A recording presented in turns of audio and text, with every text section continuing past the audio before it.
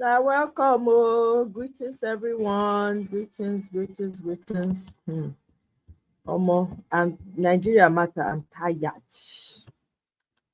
I am tired. Hey, God, I beg you. Ha!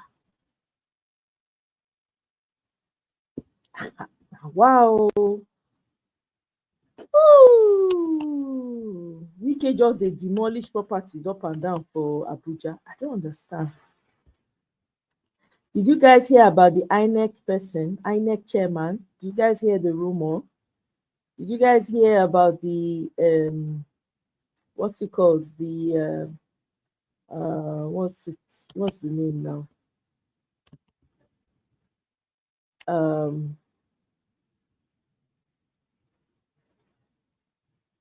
Did you guys hear about the military base that's coming to Nigeria? Now, the Nigerian Senate has reached a resolution urging the Minister of the Federal Capital Territory, Nyesom Wike, to hold demolition of property not ordered by the courts pending the outcome of the investigations by its ad hoc committee. The resolution follows a motion by FCT Senator Kingebe, who expressed huge concerns that the demolition in the FCT has taken a dangerous dimension with specific reference to the planned demolition of Polosa Estate in the Life Camp district of Abuja.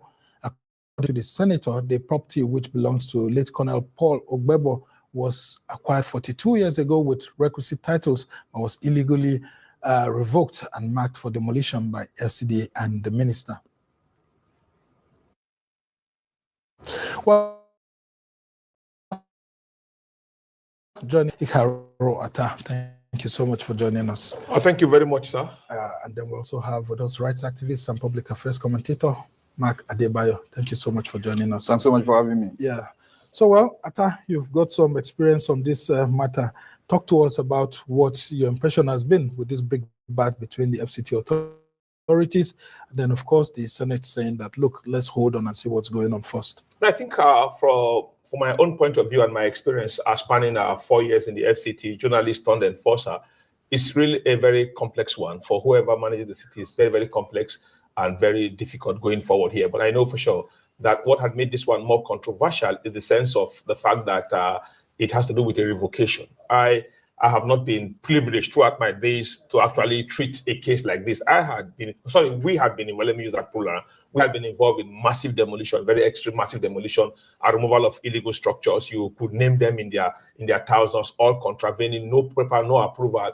But throughout our period, yeah, that's under the former minister, we've not been involved in any revocation to demolish here, and that's what made this one a little bit more sensitive. But in the case of a halting demolition, I hold a very different view completely. You can't tell the IGP to leave the streets. You can't tell him to withdraw his men from the street, because the moment those caterpillars stop being on the streets of Abuja, some persons are going to take over people's land. They're going to build every December throughout my period. We see people taking over people's land and building on them, and by January they come with a court order telling the original owner not to go there. And throughout the December period, when we tend to rest for the Christmas and the New Year break, with contravention. But for this particular one, it's something that, in my own view, is sensitive because it involves a revocation and a planned demolition. But if it had been just a normal demolition of someone not having paper, someone not having approval and others, is something that we can just run through with all the contraventions. But I believe for sure here that halting demolition in the FCT, from my own point of view,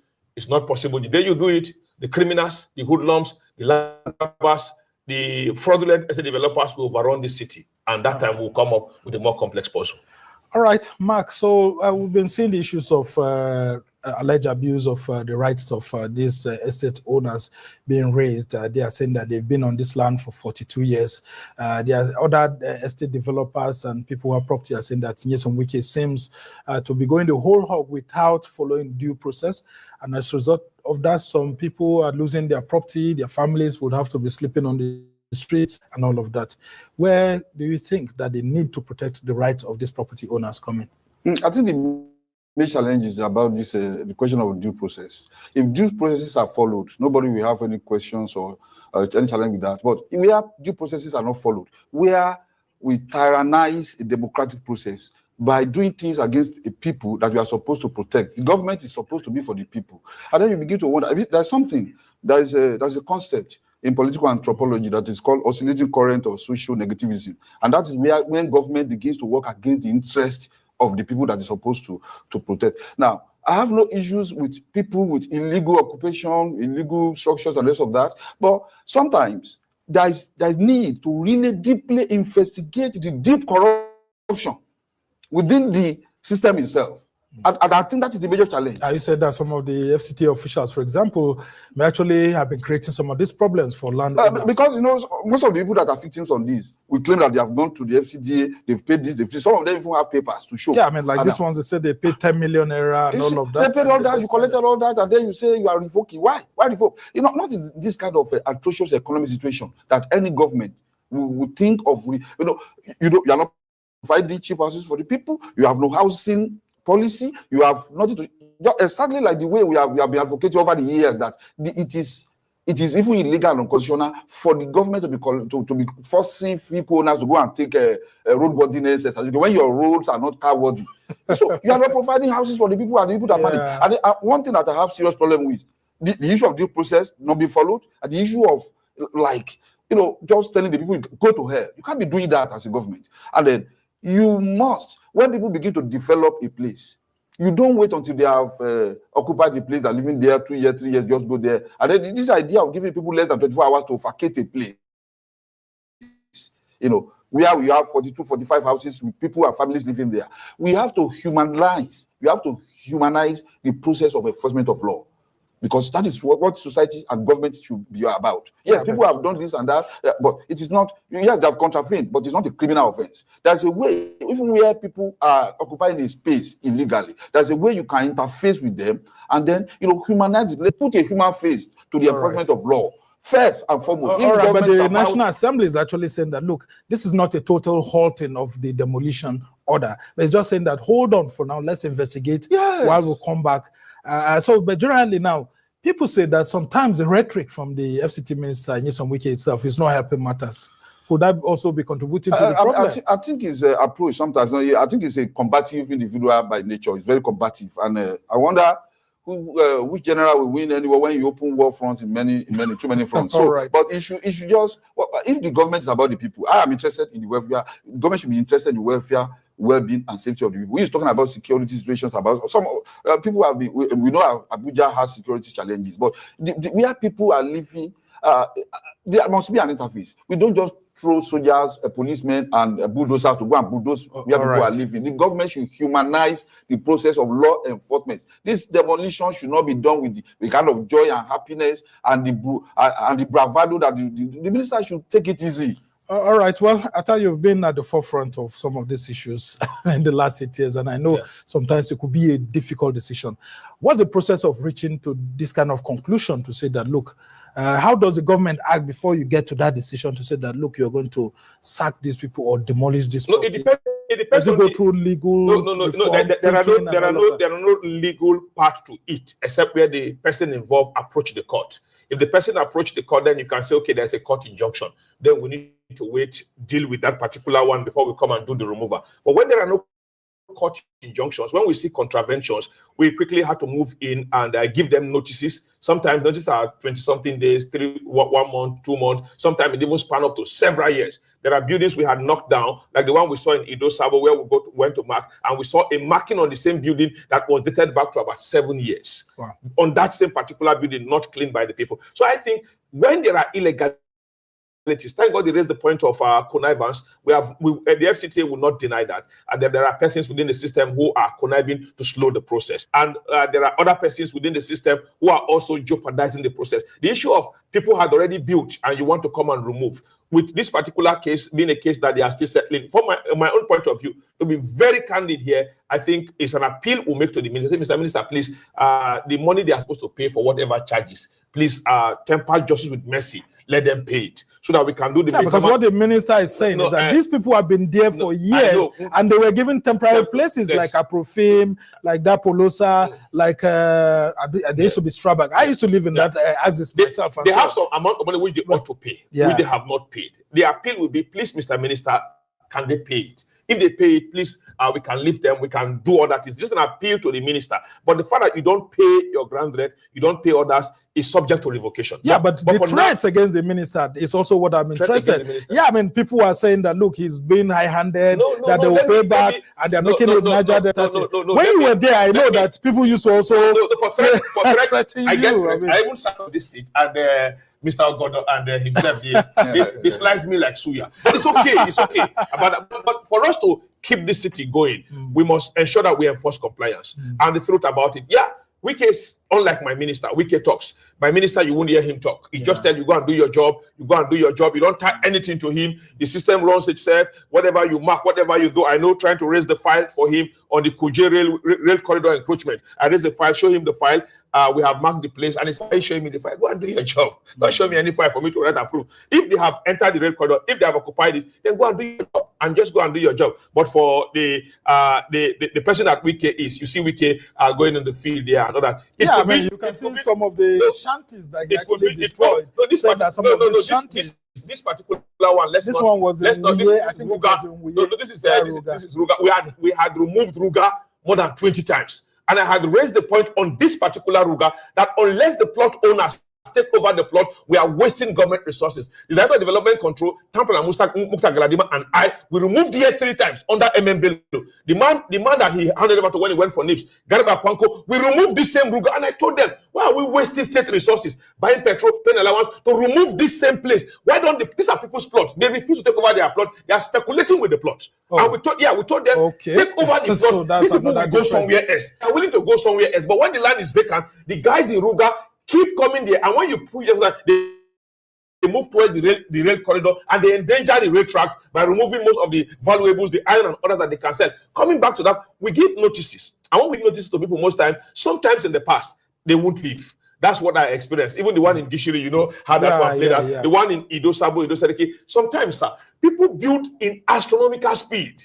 We were doing COVID. After COVID, or inside COVID, we just saw that Ido Seriki had reached the main road. And we said this is not we went in and checked and draw the line with the indigenous and removed the other one, which is really a very massive removal. I think in all of this, halting demolition is tantamount to removing the police off the street. All right. Well, the Senate is just asking them to hold on while this. If they halt it, illegality will be massive in this city. Okay. So, what role do ministers of the Federal Capital Territory have to play in actually ensuring that, while enforcing their decisions of government and all of that, it's done in such a way that people, because people are saying that if you create a town hall opportunity for people to air their grievances, some of these estate developers, they could actually come and say some of the things that they've heard and they've seen happening. Like one that happened some time ago where they had gone along the airport road and all of that. Some of those people came and said, look, we have our papers.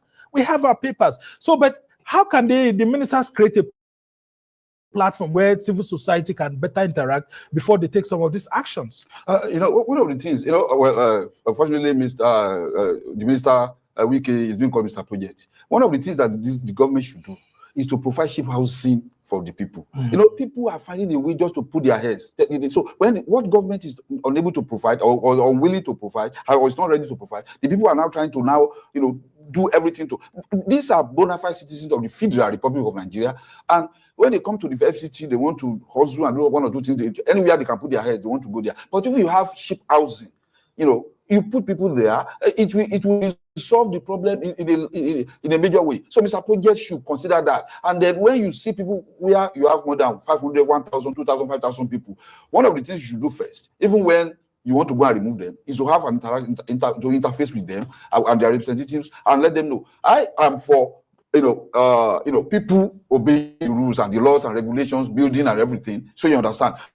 And then for the security of the city. But it is important for us to look at the human factor of it. Yeah, so one of those human factors that has been at play here is that the accusations that the FCT minister is revoking lands and giving to his friends. I don't know how. Because I want to be able to say things that I'll be able to have facts about. Yeah. Like this other one they are talking about is the fact that the minister, that the organization, the company that has been giving the COF, if that is allegedly, he interest in that company, then it's immoral. It's unjustifiable. You shouldn't do that, if that is the case. But if these people too have vacillated, wasted time in regularizing their papers, what they need to do, like he said, will be to appeal to the minister. I hope he will listen. But in some cases too, people have gone to court and the government has overlooked the court injunction and just went ahead to demolish. All right.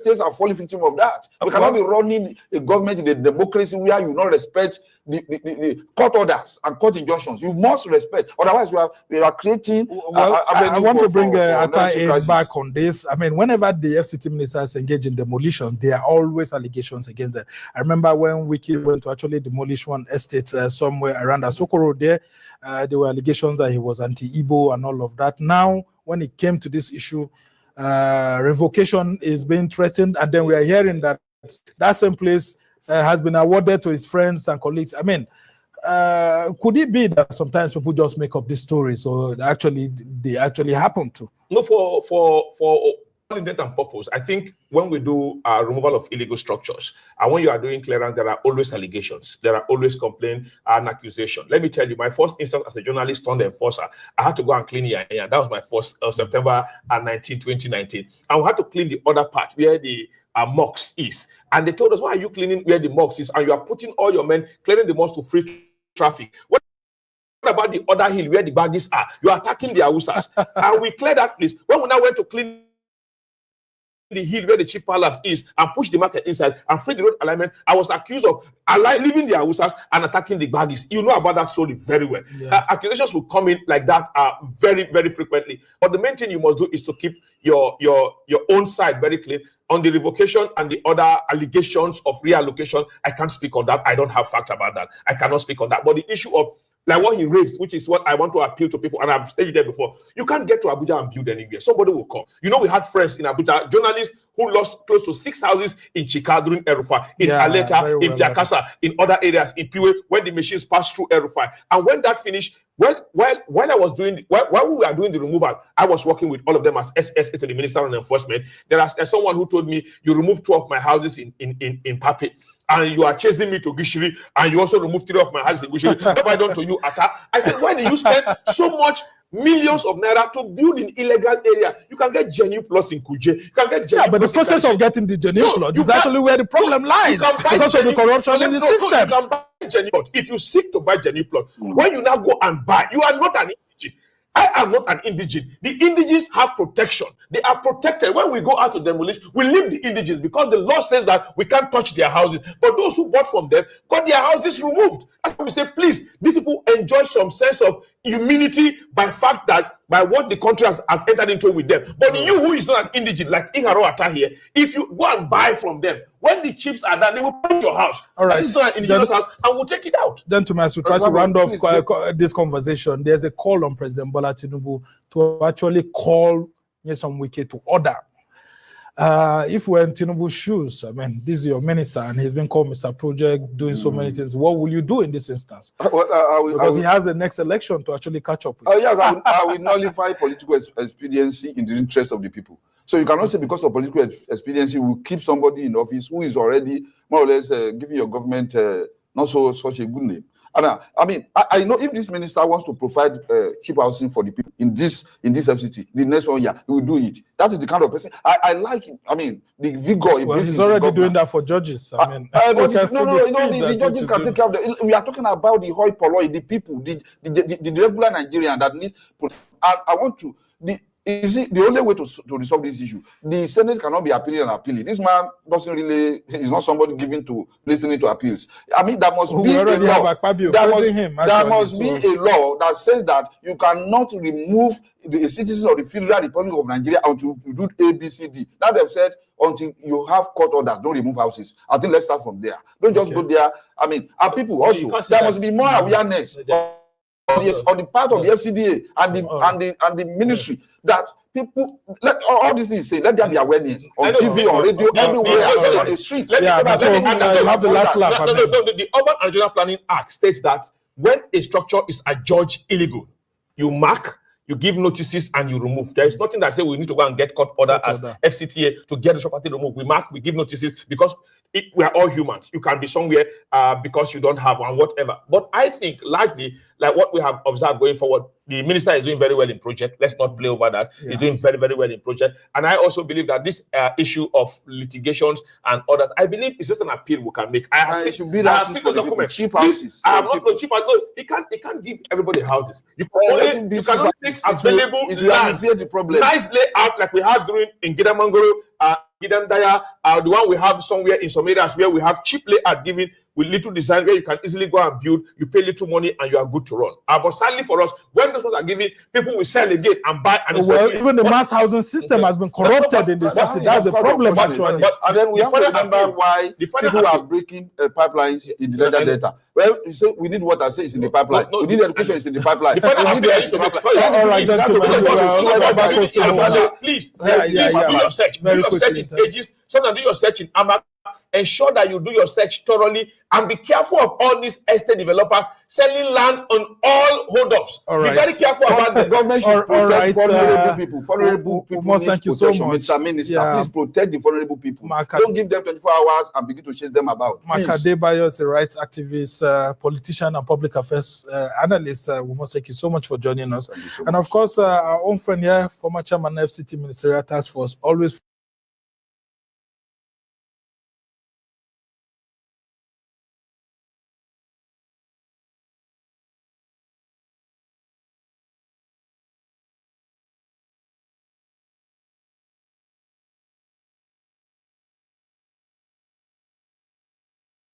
year. The Britain that Starmer inherited, the Britain that conservatives like David Cameron, Theresa May, Boris Johnson, and Rishi Sunak left behind, is a country with enormous debt, a shrinking GDP, a huge immigration challenge, and arguably a national identity crisis. Or as Free Press columnist and historian Neil Ferguson has bleakly put it, it seems lately that the UK has a national suicide wish. Where did the Conservatives go so wrong? And can the woman I'm sitting across from today turn her party and ultimately the country around? How will she offer something different than the past 5 Tory leaders who served before her? And can she beat out not just the Labour left, but also the growing threat from a very energized hard right? A performance that truly matters. Get tickets now at shenyun.com.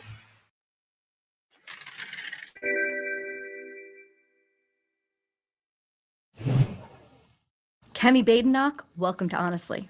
Thank you, Barry. It's lovely to be here. I'm so happy to have you here. Well, I want to start out at the beginning of your life for those who have not yet encountered you as I have. So you were born in the UK, but then your family moved back to Lagos, Nigeria when you were very young, and you were raised there for the first 16 years of your life. Now, in those years, Nigeria had a series of military coups. Inflation reached 40%. Life expectancy was around 46 years old. And by the end of the decade, 43% of Nigerians lived below the poverty line. Tell us about your childhood growing up in Nigeria and how this political and economic context shaped your character and shaped your politics. So it certainly shaped my character, but my family shaped my character a lot more.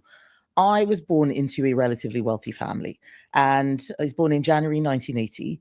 This is just as the oil boom is taking off in the country in the 70s. Everybody's got lots of money, and my family is doing well, partly because of that. And but they're not in oil. Your dad is no, but he was a doctor who had lots of oil company patients, and he worked for them to some extent as well. They would send their patients to him. So he didn't work for the companies, but he treated them and got paid very well. And my grandmother, who grew up never learning how to read or write, was poor. She made a lot of money from trading. So she was my initial inspiration. This woman who could never read or write, but she made so much money. She sent some of her children to the US to study, paid all the fees. Not my dad, but others, and they're still here. I still have family here because of what she did back in the 60s. But what really shaped me was watching the decline of the family wealth because of terrible economic policies that the country. And I tell people that it was socialism. They say it wasn't socialism, it was just a military dictatorship. And this is one of the things which I referenced in the speech that I gave in Washington a couple of days ago, that people keep saying, oh, it's not socialism because it doesn't call itself that, but it is. It was the government owning everything, deciding which businesses would run and which ones wouldn't run by decree. It was the government choosing which school you would go to for secondary school. I wasn't able to pick the school.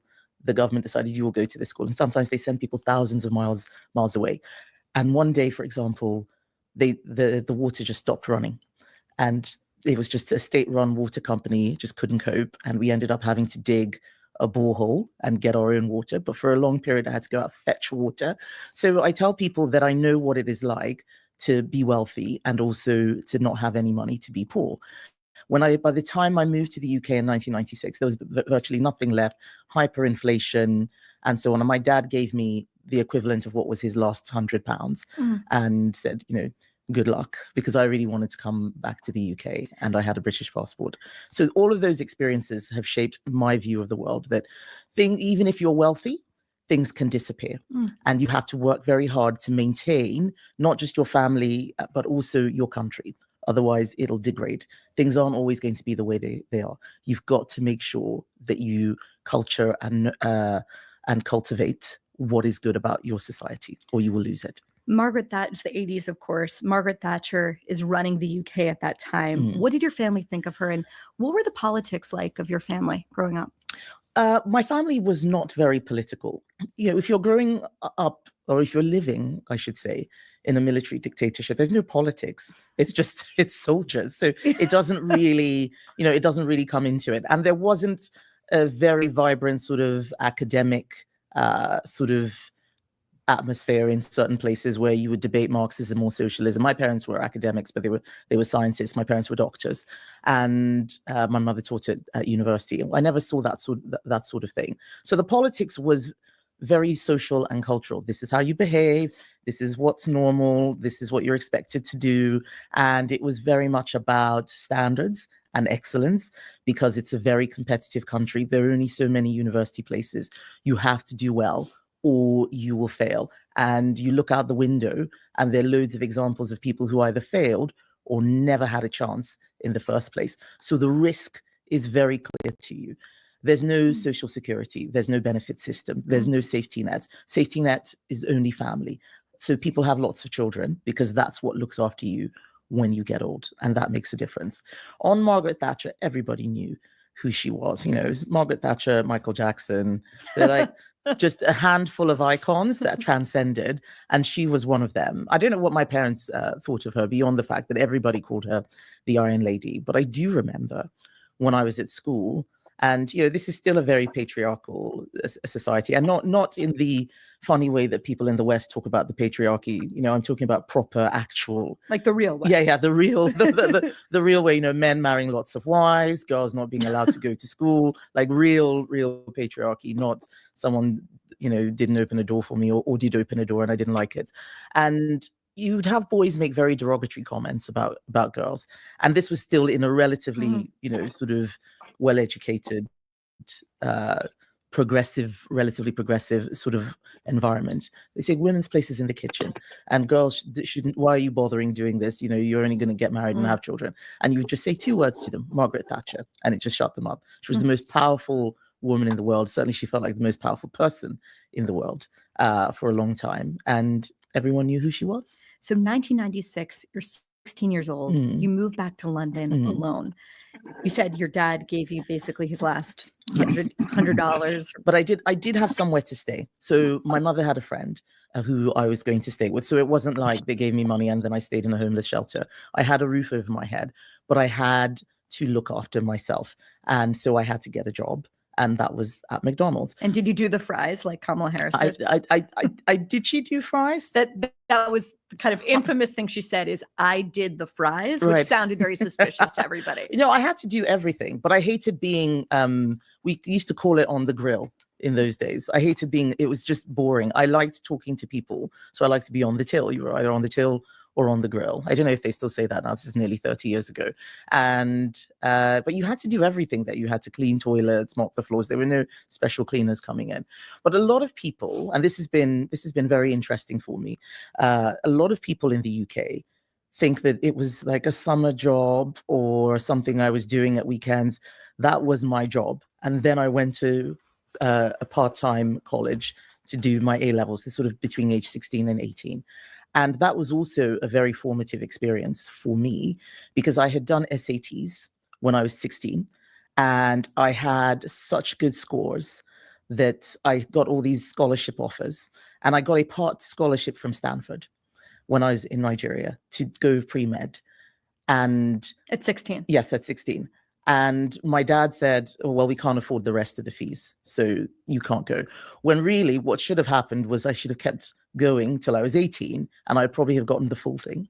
And going to the UK and starting at this college, it was a completely different experience. I call it the poverty, the soft bigotry of low expectations, the poverty of ambition.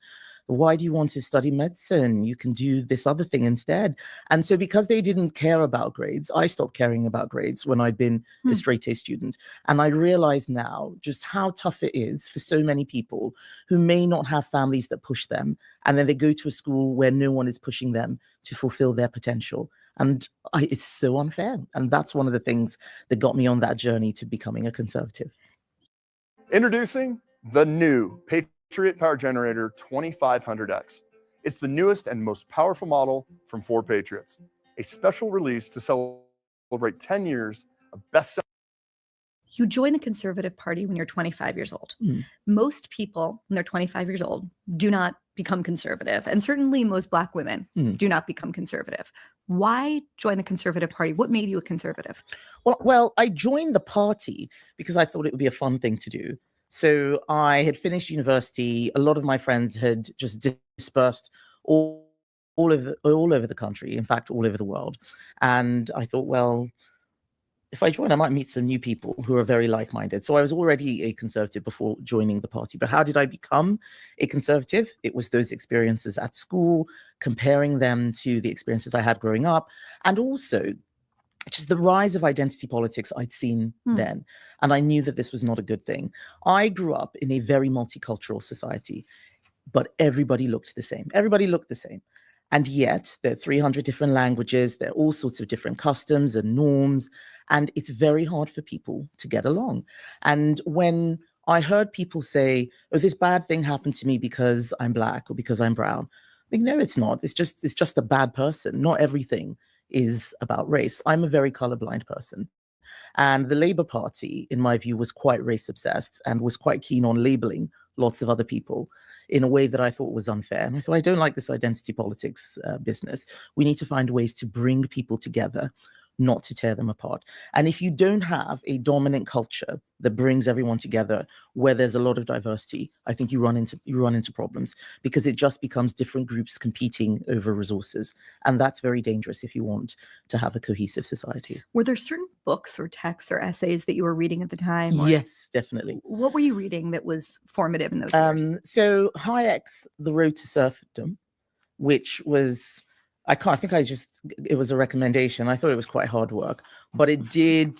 Yeah, I was going to say that, not a beach read. No, it definitely wasn't a beach read, but it did convince me that the planned economy didn't work, because I could see it.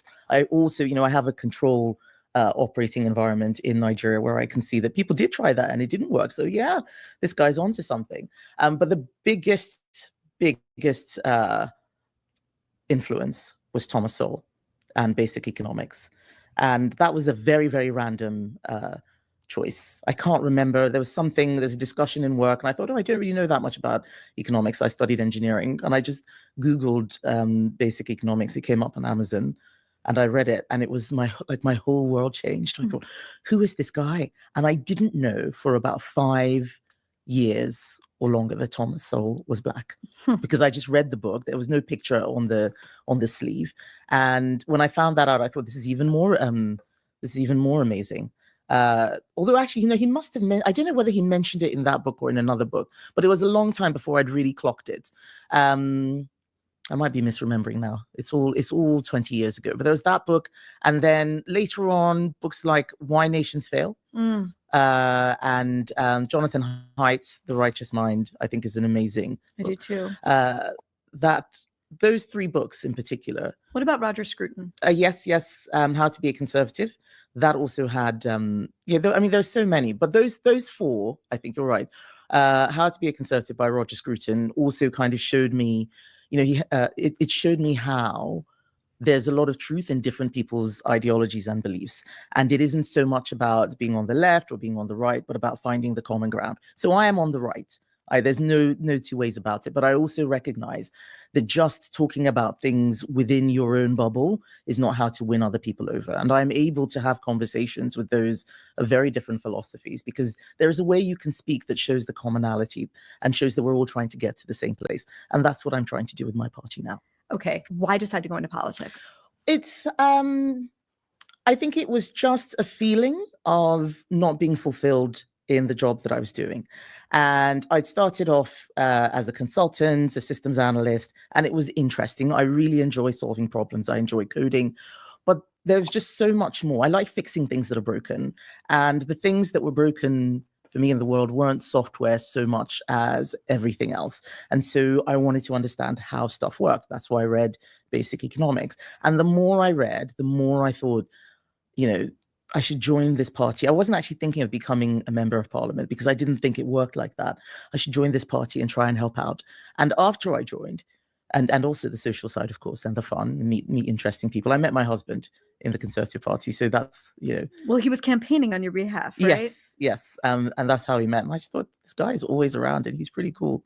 But it wasn't love at first sight or anything like that. Was it for him? No. I think we were both actually quite suspicious of each other. And then the more we talked, the more we realized that we were, we used the phrase brain twins, that we just think the same things on so much. And he had political ambitions himself. He did. And then he said to me one day, I think you're a lot better at this than I am. Do you think he's right?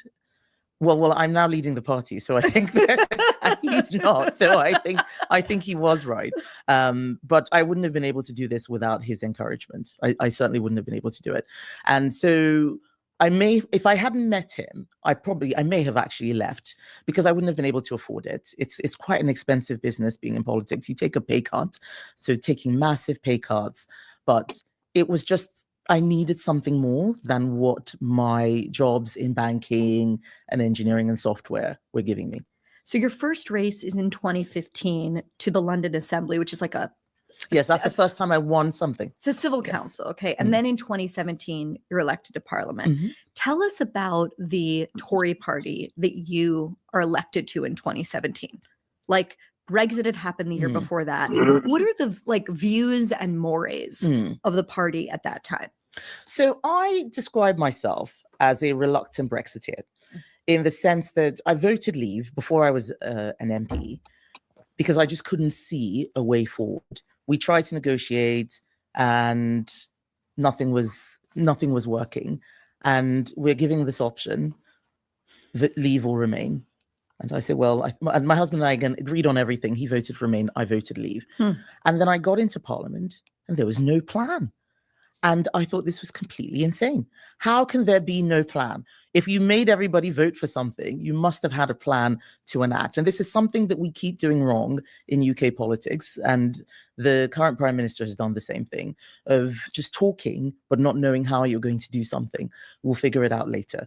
So I come into Parliament to a party that's gone backwards. It's lost seats. We're still in government because we're still the largest party, but there's no majority. And we're going round and round in circles, endlessly making concessions to the left. And that was the beginning of where it started going wrong. The first 7 years were okay. The second 7 years were us making concessions to the left and compromising in ways that were not moving things forward. And we have paid for it now, 7 years later, just endless sort of what I call managerialism. We moved into a space where it's no longer about what you believe in, but just being competent. And of course, competence is important. But if there's no underlying philosophy, you're just administrators. There's no vision. You're not shaping the future. You're not showing the way. You're just managing the status quo. And managing the status quo at a time of very high mass migration all over the world. It's not just affecting the UK. Rapid technological innovation, social media, AI, all of that. Soaring debts, as you described at the beginning, low productivity. this is, you can't just manage that. Not having a lot of children. I mean, it's like, yeah, low birth rate, exactly, falling birth rate.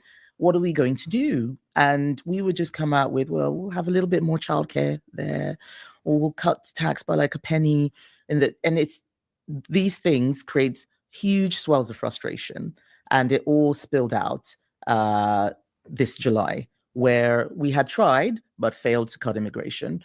We had tried to cut taxes, again, it not quite working, because we just couldn't manage the balance sheet between how much we were spending and how much we needed to take in taxes. Let's talk about the recent election of Keir Starmer and Labour. I think there's sort of three ways to understand that election. The first is that the voters actively want Labour and its vision. The second is that they just hate the Tories, having experienced 2 decades of, you could argue, failed leadership. We'll talk about whether or not that's true. And the third is a more nuanced picture where Reform, this party led by Nigel Farage, that's to the Tories' right, sort of split the Conservative vote and swept Labour into power. Which is it? The Conservatives lost, and Labour won on a historic low share of the vote, 34%. I don't think any party has ever won with that number, but also they won a landslide because of Reform. So Labour are winning on a low share of the vote because people just want to kick us out. But the low share of the vote isn't just, a majority of one. It's a majority of 100 and something, which is a landslide because Reform were holding our legs. And they only won 5 seats, despite having lots of votes spread around the country. And it was very much people voting to get Conservatives out because they were just sick and tired of us, like what I call talking right and governing left, which annoys everybody because the right doesn't get what it wants and the left doesn't like what it hears and doesn't recognize what you're doing. So they were sick of us. They were sick of the squabbling. There was a lot of infighting, and we wouldn't probably have lost anyway, the natural fatigue that comes after 14 years in government. But the scale of the defeat was because of all of those other factors. Fidium Fiber Internet makes working from home a breeze. Our dedicated connection gives you more bandwidth than ever. Is this too sexy?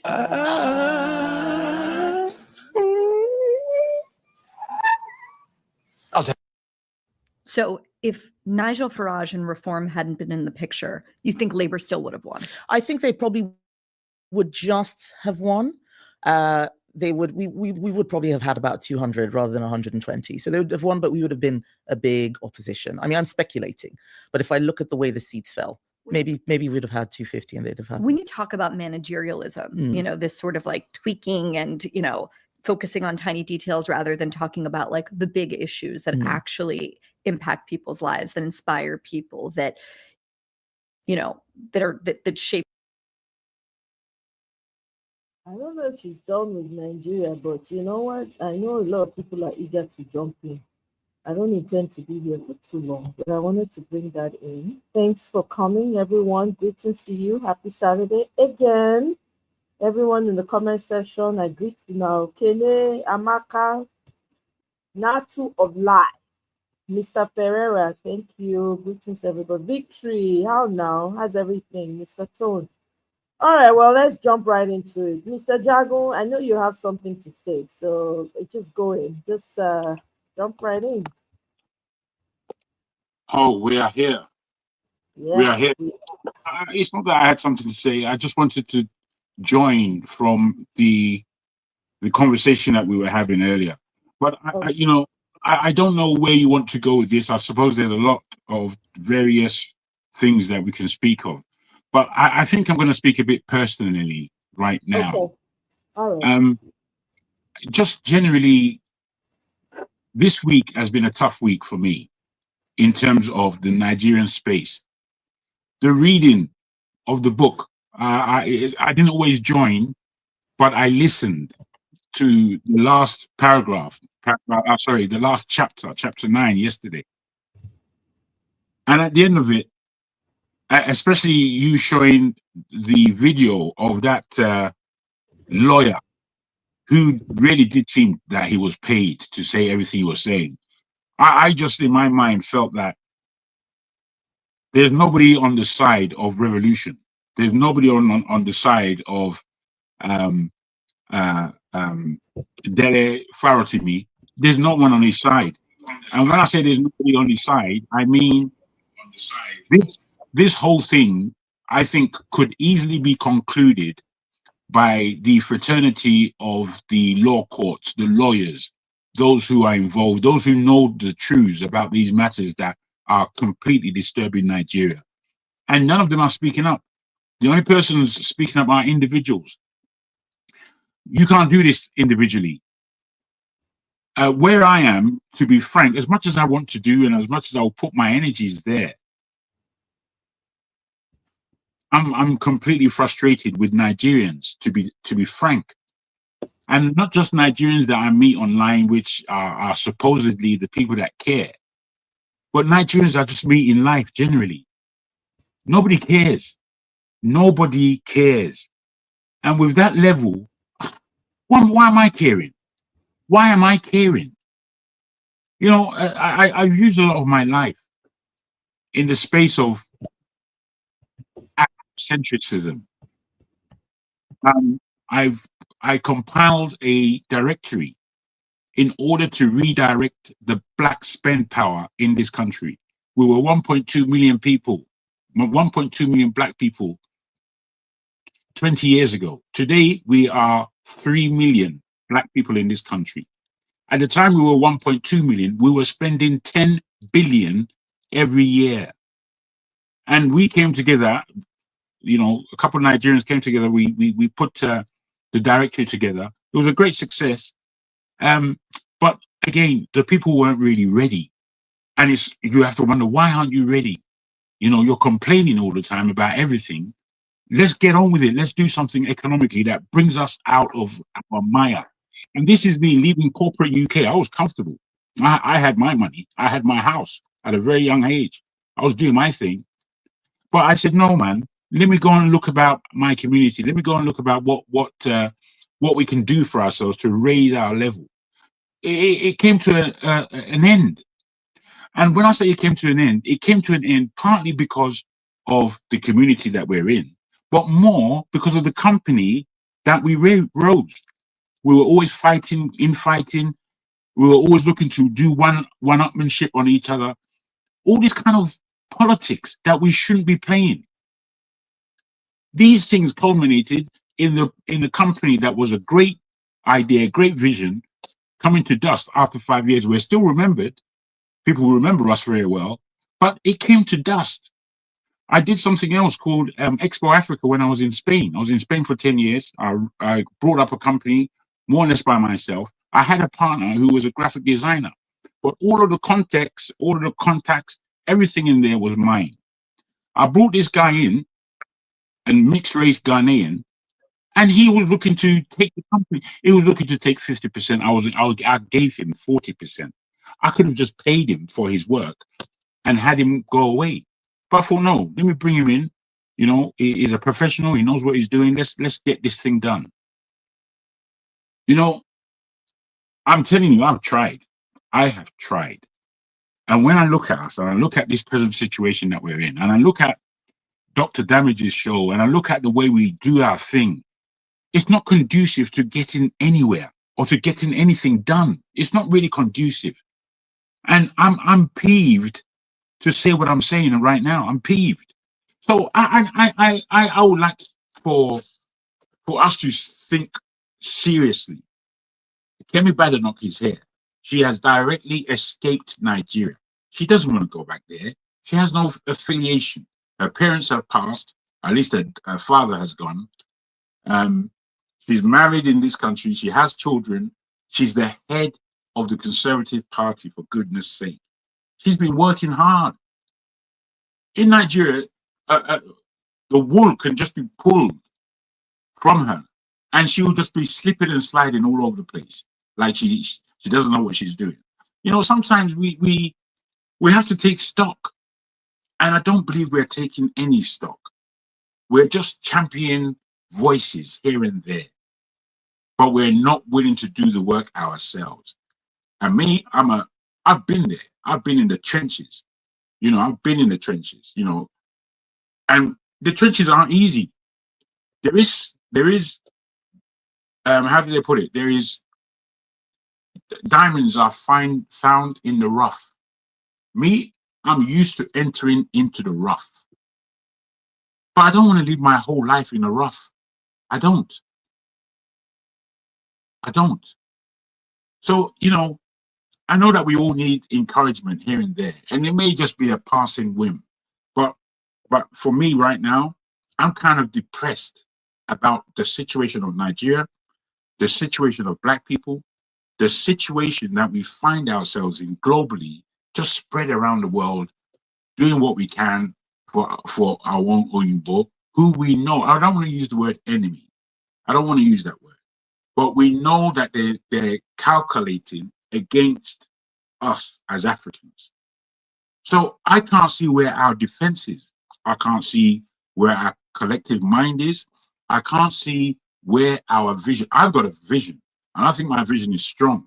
But I don't know if I can put it out there to our people and that they will gravitate. All they do is ridicule what is for them. We pull down what is good for us. If we're going directly in a straight line and we're trying to get there, somehow we will turn and make some obtuse angle that we're following now, and it's not bringing us anywhere. And I'm frustrated. I'm completely, all this news that you're putting on, I don't like none of it, because it's just headache to me. What are these people talking about? They're talking about nothing. They're quibbling. It's ridiculous where we find ourselves. I don't know if it is putting people off. That's not my intention. I'm just letting you know, I'm completely frustrated. I really am. I hear you. I really hear you, Jagun, and you definitely, I definitely can relate to that frustration aspect of it. To be honest, it's quite frustrating. I can't even pretend or lie about that to myself. I hear you. Thank you very much for your submission there. Thank you, Mr. Olumide. Hello, evening everybody. Evening, no more here. Good evening. Welcome. Jẹ́ ká wọ Tone. Jẹ́ ká wọ ojú ẹ jọ. Olumide. Ofe wojú mi. Your brother wants to see your face. Mo like bó ṣe nu bọ̀bọ̀ tó ń pè ní forefathers yẹn lọ́rọ̀ dáadáa lálẹ́ yìí. Àwọn rọ́dọ̀n yẹn. Ó nu lọ́rọ̀ dáadáa. I mean, I'm charging money for vernacular. Please, I'm collecting money. Okay, don't worry. That is how they brainwash us. So do not speak in vernacular. You write your name for noisemaker. That's how they do us. I'm sorry, my sister. Me, I'm proud of my heritage. Some people are not proud of their heritage. Me, I'm proud. So yeah, I had to. It was so obvious that he needed a kick in the mouth, because again he was just spewing. I mean, see what these guys are doing is just it's nothing but evil, because you can't tell a people. I mean, all of them. Why? What they talk about just belies logic. How can you tell people not to identify with their heritage, with their roots, because you want to embrace nationalism? You want to embrace one country. I mean, that's just and Kemi told them the truth that we've always been telling them. And I don't know Kemi. Kemi was raised in the UK. This is the way majority of people back home feel about, not just Yorubas or anything. Hey, yes, now. If people are saying that they don't, it is because they don't believe that what we have put down together as a law that should govern all of us is truly what is working for all of us, and is not. They're not operating it in all integrity and honesty. Look at the way they are treating. Look at the way they've just treated, or they're treating Daily Faro Timi right now. What has the man done? What has if Trump becomes president of the United States and he wants to go after everybody who has written books, especially people who served him during his 4 years, who later left his government during when he was president or after he left when Biden came in. People that so many of them who served his former secretaries, former this and that have written so many books about him, about how incompetent he was in the first 4 years, about how childish he was, about how, you know, different. Everybody had one beef. They've written books about him, you know. That would mean that the US jail will be full of, you know, so many kinds of, a lot of people in jail. I mean, it's just so childish. The person affair Baba Laule or whatever they call him would have done, the old 95-year-old fool would have done, was to just ignore him. You know, ignore him and then leave the book. You know, whoever wants to read and just, you know, wink your eyes and ignore, and whoever wants to believe, let them believe. Whoever does not want to believe, won't take anything away from whatever you've achieved. But now we all know that everything you claim to have achieved was all based on lies.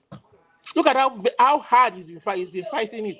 You want to sue him in the whole 36 states. That's just stupidity. They're just being stupid every day. They want to ban the book from being sold in Nigeria. Go and ban it from being sold in Togo. Go and ban it from being sold in Benin Republic.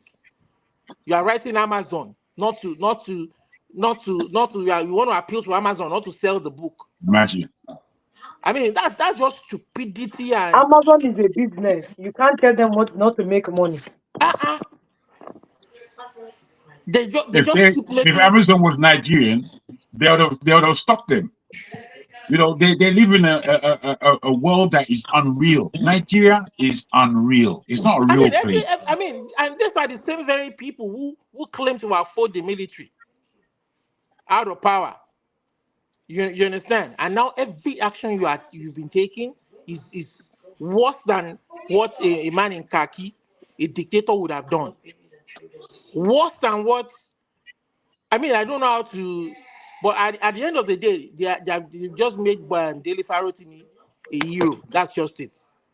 At the end of the day, it's going to be a hero, never forgotten in the annals of maybe if Nigeria remains one country, or in the annals of the Yoruba people, because what they are doing is just stupidity. And Kemi told them the fact. She told them, you know what? I all I know is Yoruba. All I know is my culture. I'm not one with anybody.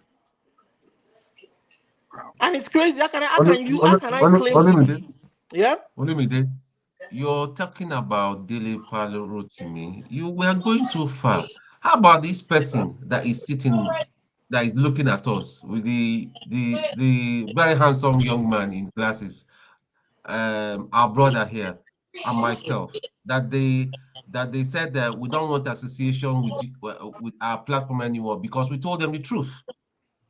If they have, it's all about principle. It's about they will fight you when you got the truth. When you got the truth, you say the truth fearlessly. That is why. Tom. See, if we truly have, do you know that if we truly had a civilized country and one true country where things are truly run on the base of law, did you know that all of us sitting down here may belong to different political parties or ideology? Yeah. And all we will be doing is going to people to canvass.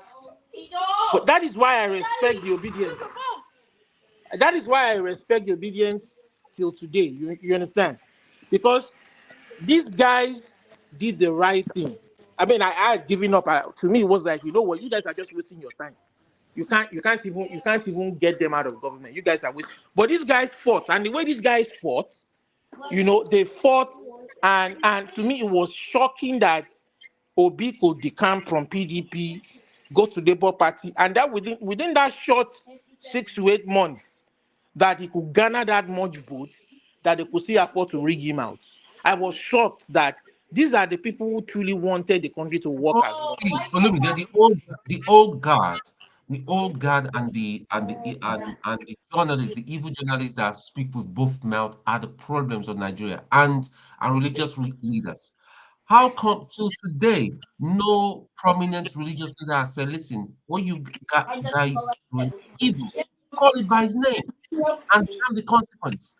Call it by his name. Because they are being paid. Because they are being paid, that's why they can't say anything. Exactly. I called out the truth in I don't want to say their name in the platform that you and I know. Ferreira here called out the truth. They banned him for doing what? See, But I yet told you somebody in that that same platform we insult somebody's mom, sexual you know, abuse. I He's told you not that. banned. I told you that platform. I told you that. Jago will ask them, why are you banning me? They will throw Jago on the back disrespectfully. I've told you that Jago asked them, platform. let's have a civil conversation because he thinks he's so powerful. He will throw him in the background. That is Nigeria for you. Yeah, I told you that platform was was created for social. Today, yeah, I had a nicer Saturday. See, look at my face. I'm not stressed. I'm so fresh, so nice. I'm not going there again. Listen, I don't need that. I'd rather be with two people that we are like-minded, we profile solution, and then we move forward. See, I don't need that nonsense. 2025, I believe, is going to be a fresh year, and we are not looking back. I'm not looking back. I don't know for any other person. Yeah. If I may, if Omoye allows me, is it my turn? Oh, yeah, is it now. my turn? Okay, yeah. My brothers, Jagun, I feel your frustration. And I've been there and I'm still there where you are, where you got to today. I swear to God, I'm not making this up. I feel your frustration where you see a very imminent problem and danger, and the rest of the people around you don't see it. There's nothing more frustrating than that. Olumide, I hear you. That what we see or what we are complaining about is not an accident. It's a deliberate act to keep us in perpetual coma, state of coma. Natsu, when you find a point, jump in. No, Idemudia, jump in. No, if you guys get a point, to me, I'm leaving you people to be talking because around Nigeria, Otoko Suyon. You guys can go ahead, jump in anytime you want to. You know, this everybody, please channel jump in, please. There's so no you can say your mind freely. Yeah, just say your mind. So what, Olumide? It's not an accident where you have educated people. Olumide, you're not talking about market women who didn't go to primary school, who didn't go to nursery school. You're talking people who went to high school, some of them with bachelor's degree, master's, and PhD, with obvious senses to pass an exam when they went through school. Now seeing white, but rather call it black for whatever reason, I don't know. There's no other frustrating situation other than that. The same thing, what you're saying, Tone, the same thing. You know, we're here every weekend. Not here, not on this panel, excuse me. They are there every weekend, lambasting Nigeria. And they are doing exactly the same thing Nigeria is doing. Olumide, Jagun, Stone, and my other people on the board. Tell me how that makes sense. To me, it doesn't. So there's nothing more frustrating than this. And you have to go back to the words of Dele Farotimi, which he got from the Game of Thrones with Lord Baelish, when he said, when I consider when people do action, I think of the worst things they could possibly be trying to achieve when they do their action, and I walk my way back. It doesn't make sense. The Nigerian elite, and we are part of them. Me and you are elite. Let's not fool ourselves. The mere fact that we are here, we are abroad, we speak like we do, we know what we know. All of us, we are elite. We are privileged. There are people back home in their numbers who don't have this privilege we have. To see fellow privileged Nigerians, who I call the elite, act like this, there's no bigger depression you want to give yourself. I have a friend, he said, because for the past 20 to 25 years, I have shut out Nigeria. From the moment we were on campus with Dele, Note this story I'm telling. Even daily, when we were on campus, we were on opposing side. Daily, we're on the side of students who believe we should just face our study, get our degree, and go live our life. Before he became president, then there were those of us, Babangida must go, Abacha must go. You understand? Irrespective of 2 years, I lost on campus. We all lost. Dele also lost. All of us that went to last. So 2 years, the school was closed down. 2 years of our life. School was closed down. So what I'm going with this is that there's a problem that drove us out, made us to be abroad. And that problem has gotten worse times 30 years. Times 30 if anybody is doing the math. And yet, we have people who have witnessed the problem, who have seen the problem, who have felt the problem, tasted the problem, maybe because it has not crushed them, maybe because they have escaped, or maybe because the problem is working for them. The problem called Nigeria. Nigeria is a failed state to me. Nigeria has failed because some Nigerians failed it. But you have to pick that big but. Nigeria is working for those that failed Nigeria. So maybe when people talk or take those positions, and I cannot rationalize their position, maybe they are on that team of those that is working for. But Nigeria has failed Nigerians, but is working for those that have failed Nigerians. I don't know if anybody can put that in print and make it make sense. Nigeria has failed, but it is working for those that failed Nigeria. So what is the way forward? The way forward is you either make Nigeria not to work for those that have failed Nigeria. Forget other Nigeria. It has already failed Nigerians. You either make Nigeria not to work for the so-called elites. And I'm not talking just politicians. I'm not talking pastors. I'm not talking your usual suspects.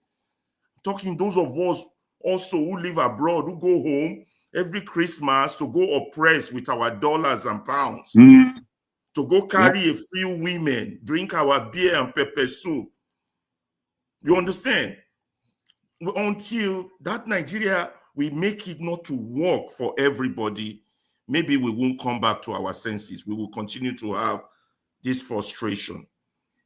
Now, that is not saying you are advocating for wahala and all the other words that YouTube doesn't allow. No. But that is saying that when we talk, we have to talk intelligently. And the people from the other side are not talking intelligently. I'm a man, I'm not so good with words as some of my colleagues, but I'm a teacher and words matter to me. When I go to someone and I bring this cap and I say it is brown, and that person said, no, it is black, I have to do my own diagnosis of that person.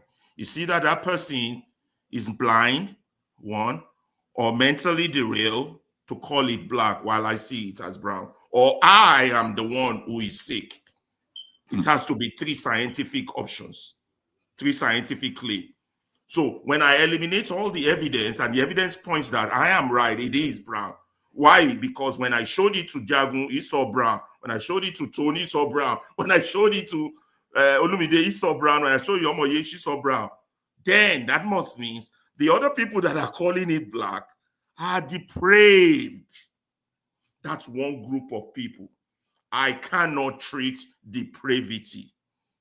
So that leads me to the other group, the hypocrites group, the group that have the intention of doing good. That's how Google defined hypocrite.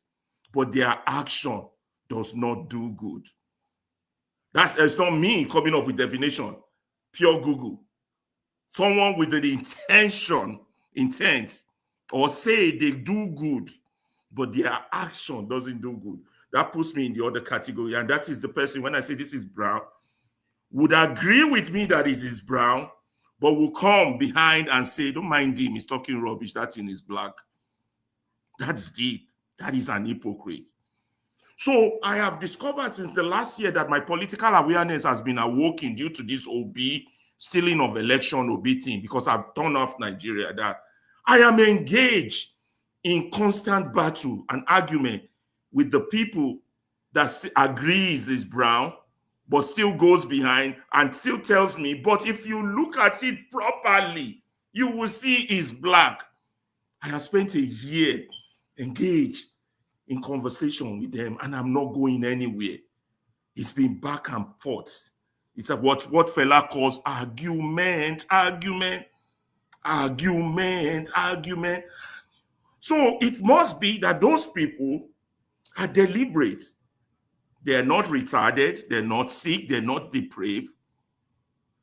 It must be they are one of those who are benefiting from the way Nigeria is as it's currently set up. I don't have my evidence, so let's not go there. But it's a fact. So, and what happened is that when I engage those people, because they're so busy trying to debate that this is brown, we cannot find a solution on how to make it white. Because we spend the whole year arguing that it is brown, it is not brown. When we should be thinking of how can we get a dye or color and make it white, because white is, no, let me not use white, I bring a racist. Give me a color I could use, some other color. No, you're good amongst us. Yeah. You understand? So, because that's the objective, we're, okay, green, we're trying to get to green, but this cap is not, it's not green. So, we would have no solution for the next 100 years. I've spent 30 years abroad. The next 100 years, there will be no solution with people like that. We will be in circle. And I sadly, and that's why it's frustrating, Jagun, they are more than us. Much Look more. at the numbers. Huh?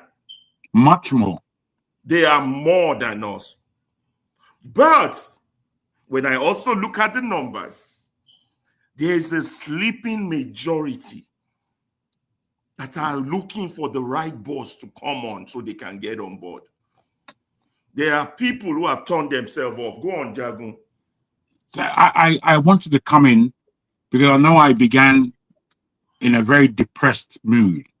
And I think sometimes all you need is to talk, to try and bring yourself up. The name Soji, you know, I really like African names, Nigerian names in particular. Yoruba names even more so because I know what they mean. My name, apart from Jagun, which you all know what that means, and that's my behavior. But my name in Soji, so to slumber, to wake up, G, to wake, to wake up. But when you say Oluwasa, Olusoji is inspiration that you should wake the sleeping. Yeah. Now I want to try and share inspiration with us here. Omoye Showambe, are you there? I'm here. Please be there. Please be with us, my dear. I understand I may have depressed the whole panel. But if you can look in the chat, in the private chat, there I sent 3 clips. Now, I would like you to play the last 2. They're 2 minutes long, but they would share a lot of inspiration with us. It's not coming necessarily from Nigeria, but I think it is for us. If you can play those first 2, I would be much appreciated. Okay, no worries. But let's hear from Natu. Welcome, Natu, and my brother. Okay. So I just wanted to piggyback on what my brother just said. What's your name? The one that spoke before Jagun. Ferreira. Ferreira. Thank you. Yeah. So while you were making an analogy, right? I also wanted to I try to look at stuff from another perspective. You know, I've been able to live with different set of people. I'm from Kaduna, from the north, and I have seen people that are educated and not educated. And when you mingle with a Hausa man that is not educated and the one that's they're not on the same level, they see things differently. So somebody who has not gone through school cannot understand colors. Do you understand what I'm saying? So if you're saying this is black or brown, he doesn't know. He just know me haske mara haske, which means a brighter color and a darker color. So if you know I'm blue, if you say blue, Hausa man now knows blue. If you come with turquoise tomorrow, it's blue. If you say call another color of blue, is blue. Sky blue, navy, just say blue. If you try to describe, someone cannot understand you, the one that did not go to school. And if we find the ones that are well read, oh my God. So the point I'm trying to make is that also there's another set of people that are very comfortable in being average. Yes, sir. So there's this set of Hausa people that believe in going to the rich man's house and be by the gate every morning and say, Allah jaza manin ka alaji, Allah temake alaji, Allah kara tsawon kwana. So every day they just dare to like make, I don't know the right word to use in English, but just to hail you, for you to just be handing them something. They don't want to be bigger than you. They don't want it. They just want to be at your mercy, and whatever you give them, they are okay with it. You understand what I'm saying? So when you get people like that and you want to help them, they don't understand it. And they don't understand it because their mindset is not at that place to be able to receive what you want to give them. So I was on one of my brother's show today, and he wasn't talking about politics, but was talking about relationship. And I was talking about how some people are not equipped to receive the kind of love they are praying for. So even when God gives you that thing that you're praying for, when it comes, you're not in that capacity to be able to receive it. And so when you see real love, it's also fake to you. That's why when some people will tell you, instead of you to give me a brand new car, give me Belgium. I'm like, what does that mean? I'm telling you, it was a struggle when I went home. And someone's like, I want to buy a paper, I want Belgium. I'm like, bro, what are you talking about? I'm like, you want to tell me? So they're telling you, oh, a fairly new used car is better than a new car. You understand what I'm saying? Yes. So there are people that are in that category. So if you're dealing with helping Nigerians, you have to understand the angle that you're coming from. If you're dealing with people that are comfortable with being average, there's nothing that you can do about it. A typical Hausa woman believes that her job is to stay at home. Let me tell you, the poorest Hausa man has a house help for his wife because her job is just to give birth and take care of the house. That's her job. So that's why they have 10, 20, no matter how much you preach, that part is not going to stop. They don't believe in contraceptives. So no matter how much you tell them contraceptives saves their lives, they're not going to take action on that. My friend's house help, her husband has 2 wives, and she has 9 kids, and she's pregnant with the 10th one because the man has threatened her that if she takes any contraceptive, he's not going to forgive her. And to her, that is a crime for her husband not to say that to her. So she's not going to take so she's going to keep giving birth. And she's very fertile. And then this man wakes up in a day and give you 500 naira for you and your 8 kids to feed. What are you going to buy with it? Do you understand what I'm saying? So people that are very comfortable, people with that mindset, you can put them in a mansion. They're still going to leave and go and do Babi Allah outside. Because that's their mindset. So I feel like a lot of Nigerians have been caged with that mindset already, and they feel that nothing good is going to come up out of Nigeria. So they just go with the flow. Whatever it is, that's what it is. I have a nephew. He's so stupid. I'm sorry. But he just sometimes, when he gets there, like, hey, Sarah. I'm like, bro, stop this nonsense with me. Meaning whatever will be, will be. I'm like, I don't want to hear that. You got to take action. So they're not used to speaking positivity and believing that Nigeria will be great, and it starts with me. Do you understand what I'm saying? So now a lot of them, every little opportunity that they get is how they're going to make themselves rich. What will they gain from it? I think it was on this same platform I was sharing about how I went to Nigeria for, I have a nonprofit that helps women with breast cancer. And somebody that was supposed to link us up to take a courtesy visit to the governor, we're doing something that your state is not doing that will benefit your people. This dude is asking us what will be their benefit. You are in a state capacity working with a governor and bringing machineries that will help your people get help in terms of breast cancer for free. And you are still asking me what the benefit will be. I'm going to tell you for free. I have not been in contact with that person since last year up till now. Because I don't know what we're going to talk about. I said to them, my team kept talking to me. I said, when the time reaches, the governor will look for me. But right now, let me focus on my work. Do you understand what I'm saying? So, and there are a lot of them in that mindset. A lot of people are going to the National Assembly not because they want to enrich, they want to help Nigeria and turn things around. They want to enrich themselves and see how they can get their own part of the national cake. Some of them have been there forever and have never passed one bill. They've never contributed to any bill. They don't even know what their job is as a member of the House of Reps. I was cracking a joke yesterday when I said somebody from my state, a bike man that benefited from the LP wave when they were doing the thingy. Somebody bought this thing for him, a ticket for him to contest as a member House of Reps. He was a bike man and he won. The Baba was shocked. Now, I don't want to talk too much about the guy because I'm not investigating on what he's doing. But, bro, do you understand what I'm saying? Yeah. So if you didn't get yourself, like, I'm not going for House of Rep, but let me just put my name there. So they say, one-time contestant House of Rep, and boom, you won.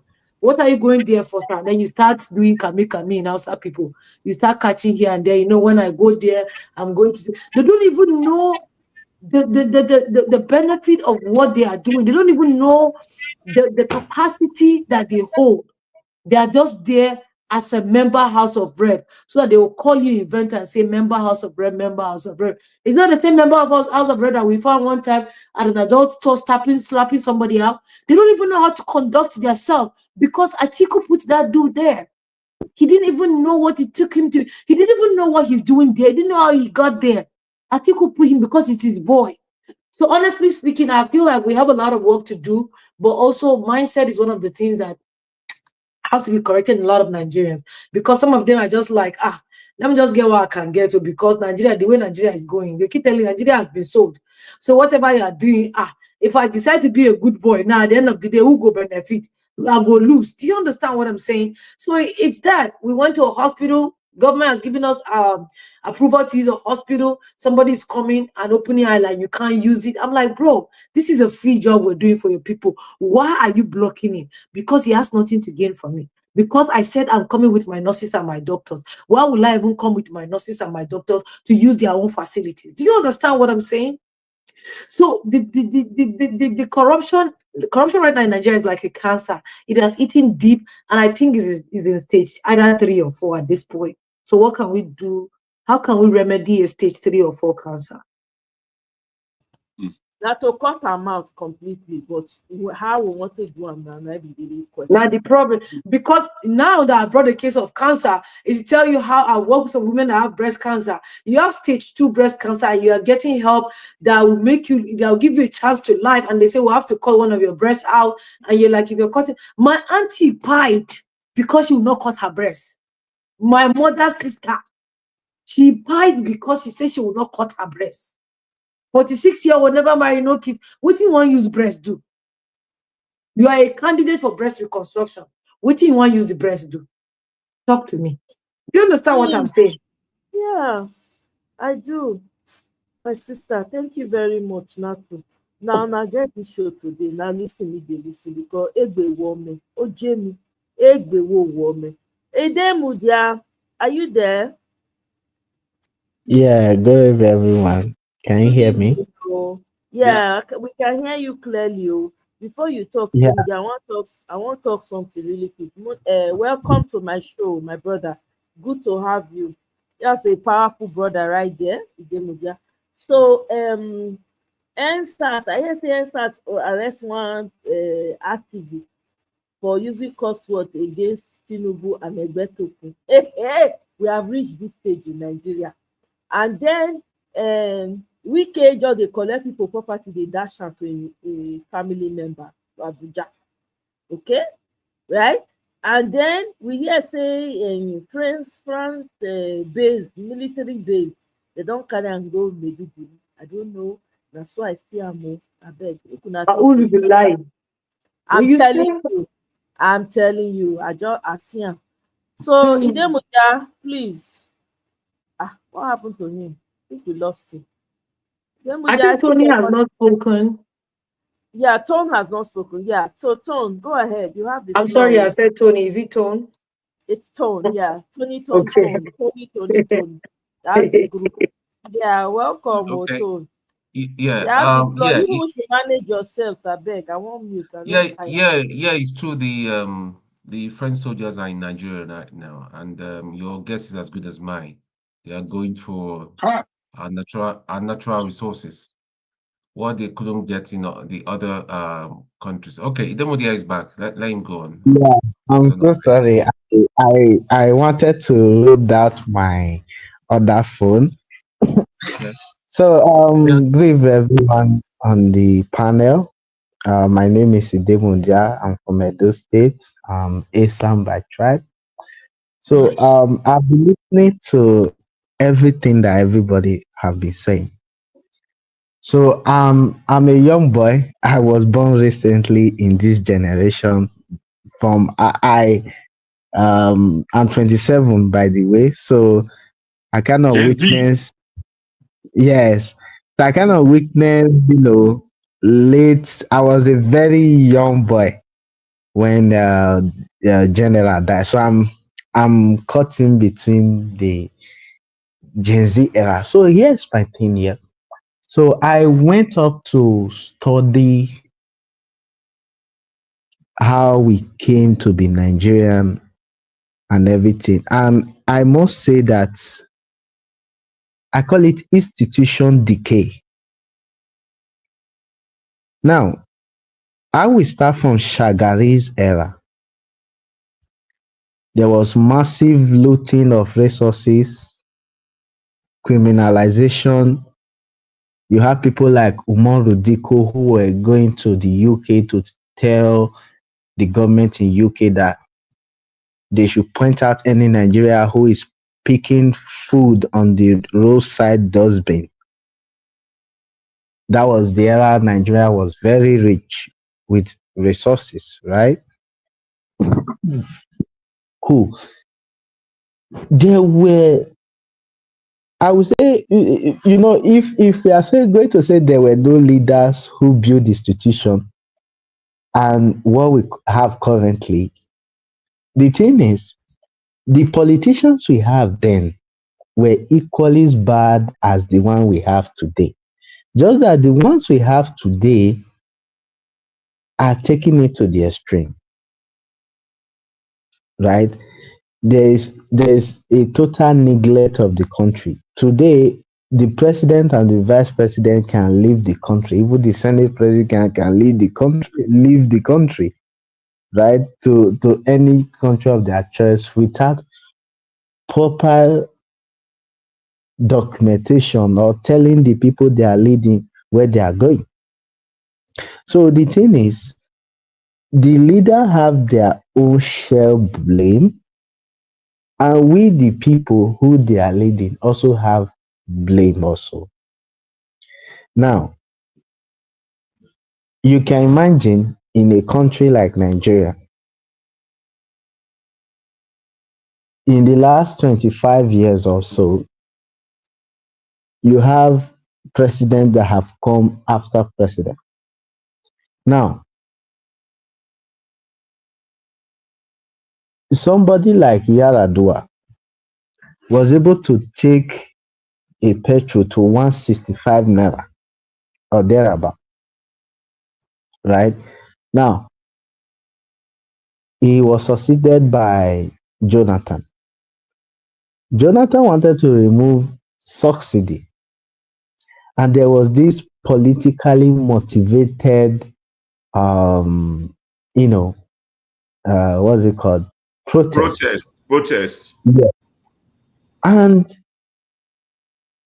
they know very well that removing that subsidy at that point where Nigeria was kind of stable, the global economy of the world was not days in shambles like we have now, right? We would have done Nigerian good. A lot of the leaders felt that no, we're going to use this to our own benefit. And most Nigerians do not know what that was. And they fell on it, right? Now, why am I saying all this? Is that the Nigerian populace over the time have proven that they can always be used by the political class. Now, we have three sets of people. We have the elite, we have the middle class, and we have the people behind. Let me just use the word behind, right? Who is still trying to survive the harsh policy of these people. Now, in every country where middle class cannot speak truth to power, that country is doomed. For instance, I live in Italy. There was a policy this our current prime minister wanted to introduce. What was the policy? That there should be a federal tax. Now, this federal tax will cut across your monthly pay and your yearly pay. And guess what? Before the people even could speak, the church have already been bombarding, sending letters of their disapproval and all of that. Now, Nigeria is not like that. The institution in Nigeria are balkanized. The traditional leaders are accomplished. And even the civil society that should speak up are even embedded in politics. We can't move in a country like this, yeah. There's no revenue. You will believe that people who are elder statesmen in the country are supposed to speak truth to power. But no, what they do, I don't know, it's almost as if there is a date fixed for the country to be folded up. Right? For the country to be folded up. I was speaking with one of my friends this morning about the issue of Dele Farotimi and the court case. And you know what she told me? He said it's a hopeless situation. You will see people who are supposed to speak truth to power, but because they are like, I know one person, we know one person, wey they connect to this man, may not be like say my food come off for table. They can't speak the truth. So in as much that the political leaders are doing misrule with their power given to them by the people, the Nigerian people have sold themselves so cheap to these people to use, because there is no president without the people, or a political power without the people, because the people are the power, because they elect you there. They are the one who is your appointer. They have every right to appoint and fire you. But in the case of Nigeria, it's not like that. That is why I have seen different reactions online. People saying, oh, Kemi is destroying the country. No. We have a vice president who in 2011, who, because of the hatred he had for the sitting president, allowed about 300 and something students to be rounded up Today, they use that as a political tool to ravage the country. So when they say, "Oh, you are denigrating the country," I'm like, look, the people who are piloting the affairs of Nigeria today are actually the ones who have denigrated Nigeria more. My brother, sorry to interject. Don't also forget that those Boko Haram boys were their boys. They came up under them. Yeah. Let me even just a bubble. On Christmas Day, a church bomber in Meduguri was found in he's not a former governor, a former governor's house. Guess what? The former governor today is the number 2 citizen in this country. We can't continue to deceive ourselves. We can't continue to deceive ourselves. For instance, governor in Zamfara today said that they have seceded 5 local governments to Boko Haram. Five local government, meaning the governor don't have control. The local government chairman council, they don't have control of those 5 local government.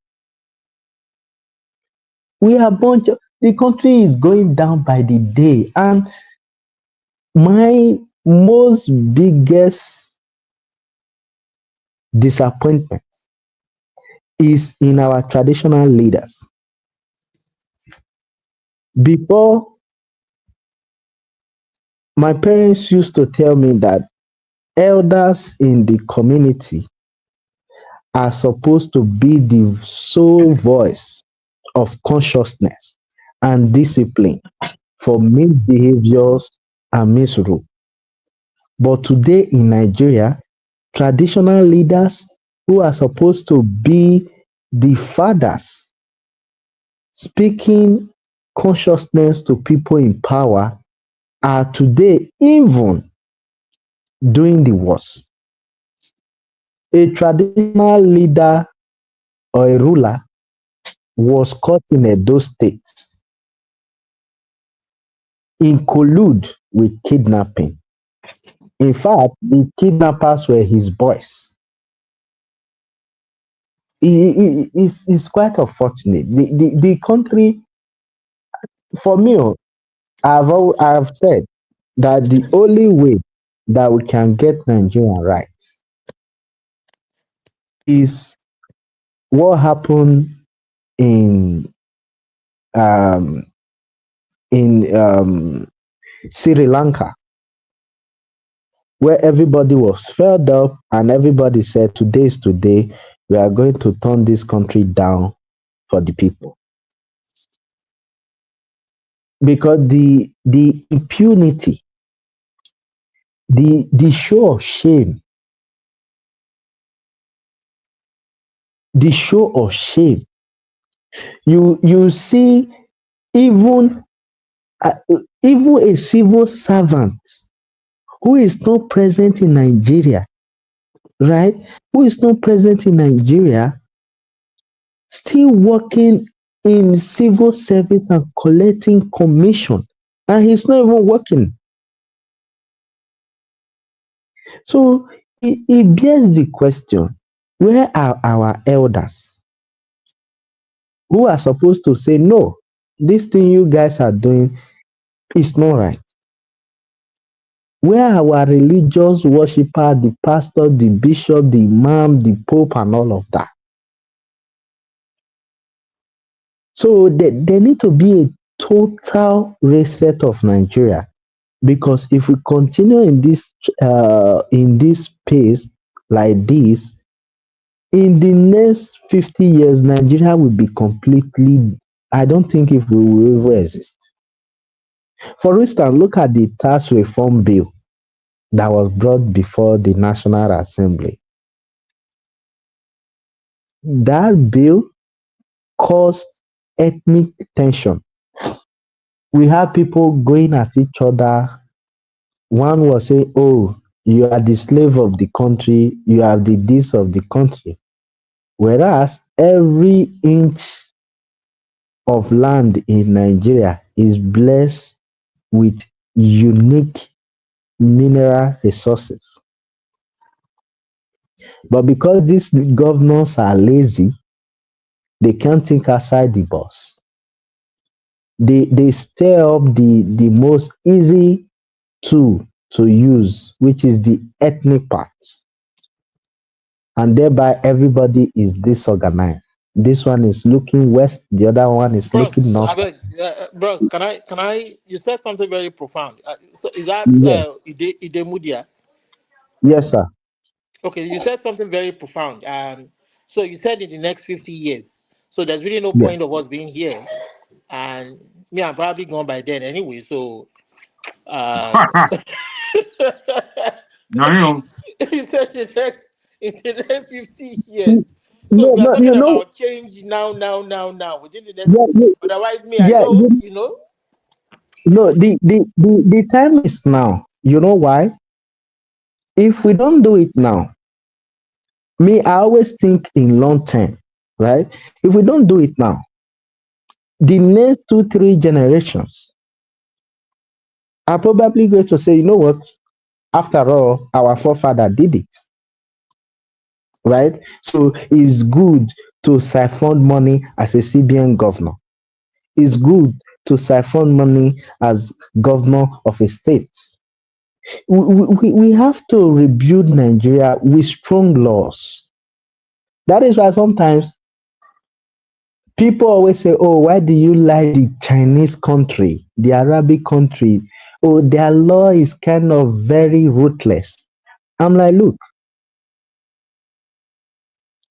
a diverse country like Nigeria, with different ideology, with different ambitious people, you have to find a way to meet them at the middle, right? For instance, the I don't know if you guys know Abakari, Yes. who was very close to Mr. Former President. Go and check the records. If you follow the Godwin Mefele probe, most of the transaction the CBN governor Emefiele did was approved by Abakari. I'm like, in what capacity do he have to approve transaction when he's not a member of the CBN board? Meaning, I can be close to Mr. President and go to the CBN and say I need $1 million and I will self-approve. It's a joke. Every institution, down to the local council, which is closer to the people, there need to be a total cleanup, and the people also have to do a mindset change. This change of somebody is coming to vie for a position. We need so amount of money from you. Now, you need to also know that if I borrow 2 billion to run as a governor of Edo State, certainly I will need that 2 billion back and even more with interest on top. Now, that is going to happen? That is when the looting and corruption will come from. So our people also have to know that, look, these people who are coming to seek for your vote, you are this person who is supposed to be the sole nominator and hold them by their words and what they have to offer. So it's not just a one-way blame, right? It's not a one-way blame that, just our leaders. We ourselves, the citizen, how do we conduct ourselves? Right? How do we conduct ourselves? Do we always say, okay, now my person did there. As long as he's there, make it they do wrong, I dey happy say now my person did there. No. So for me, the institution building must start today. And our religious fathers, the Obas, the Onis, the Emirs, the Okahele, the Ojowere, and all of that, they should be able to speak. Because if you look at it, the only oldest institution we have in Nigeria right now are our kinship.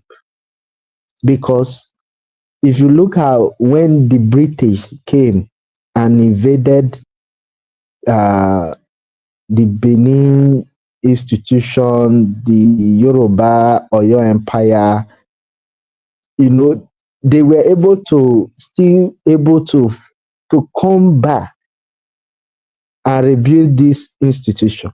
They should stand as, I call it, middlemen between the citizens, the ordinary citizen, and the people in government.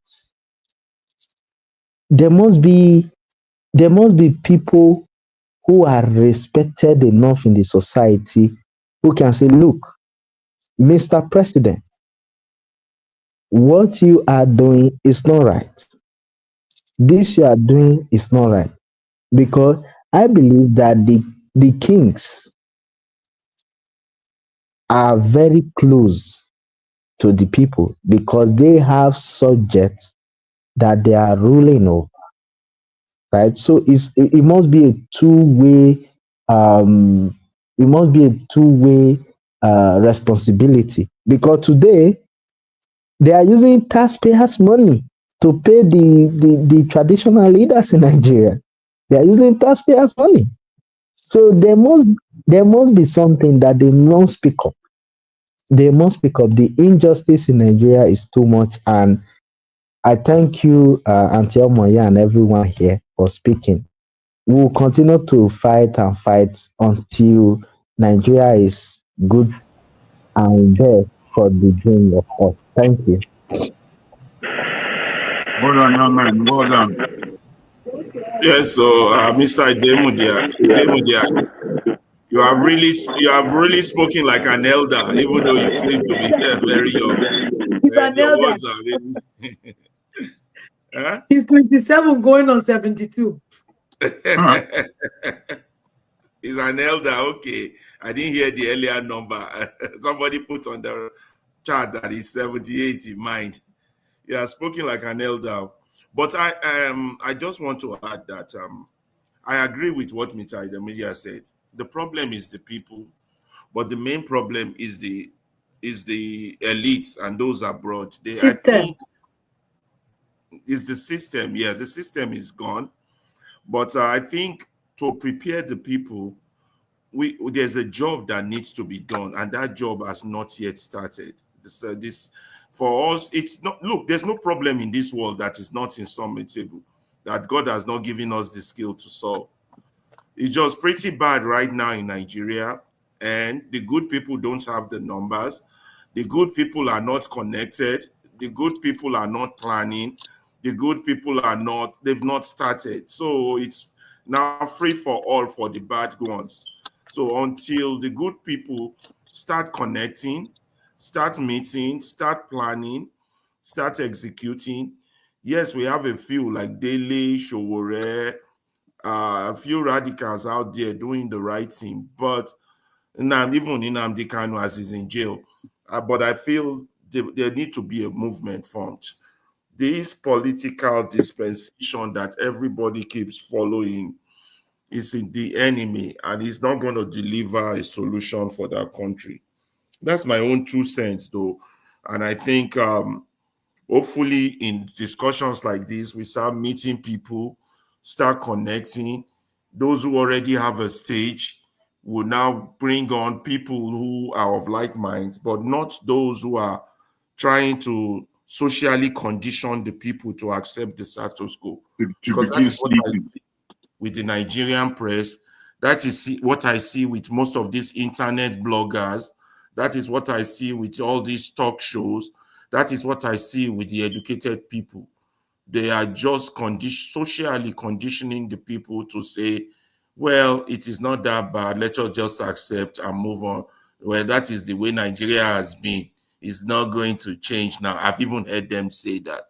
we shouldn't accept such comments. We should meet, talk, find the people of right mind.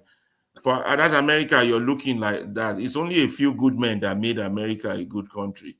It just didn't become good. The likes of Martin Luther King met with the likes of Malcolm X and the likes of other people, come up with something. That's all I have to say. Let's get inspired. Thank you, Omoye. Yeah. Play this video. Okay.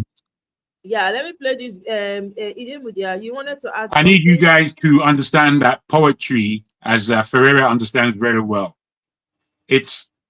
poetry has an honesty to it.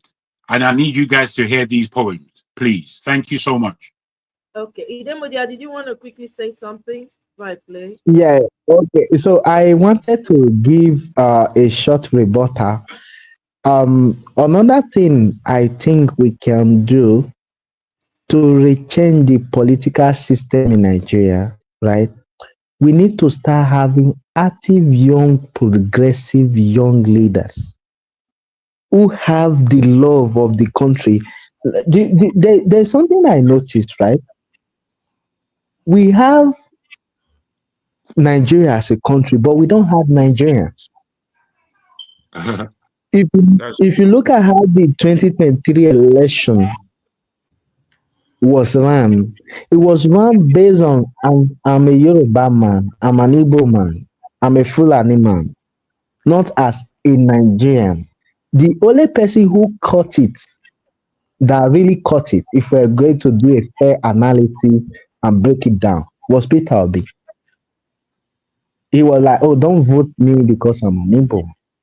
So we need to have young, patriotic Nigerians who really know what it means to be a nationalist and have the interest of everyone to come and regularize or regulate the political system. Not people like El-Rufai, Ganduje, and these men. These people are more like after their pocket, or let me use my people for beneficiary gain, not to what their people usually want. So that is what my response. Thank you. Thank you. Thank you, sir.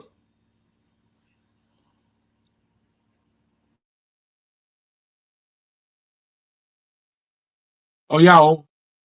Omoye. She's gone. Wow. Omoye, yeah, we're waiting on you to play. I don't think she's here. Oh, she can't hear us. Oh, okay. There must be a technical problem. She must be coming back on. Yeah, she'll be back in a second. Yeah. She'll be back in a second. And just to piggyback before Omoye comes up, what my brother was saying, he said, when Obi was saying, don't vote for me, because I'm just going to link this to marriage, like people that have been married. If you're going to marriage with the wrong reasons, you'll be shocked. Do you understand what I'm saying? If you're getting married to a lady because maybe she's a medical doctor or because her father is rich and you feel like her father is going to connect you, and then the father ends up not connecting, you get disappointed. So it's just the same thing. I think Omoye is bad. Yeah. So it's basically the same thing. So if you go in something for the wrong reasons, a lot of Hausa people are crying now because they voted Tinubu and Shatima for Muslim ticket. And all what the Malams have been doing online now is lamenting. They told us to vote Muslim ticket. See what we are going through now. See what is going through. See the I say because you went for the wrong reasons. It's robbing you up the wrong way. Look at you. You can't even feed yourself. You can't send your kids to school. Friends that I know that used to have money had to take their children out of school.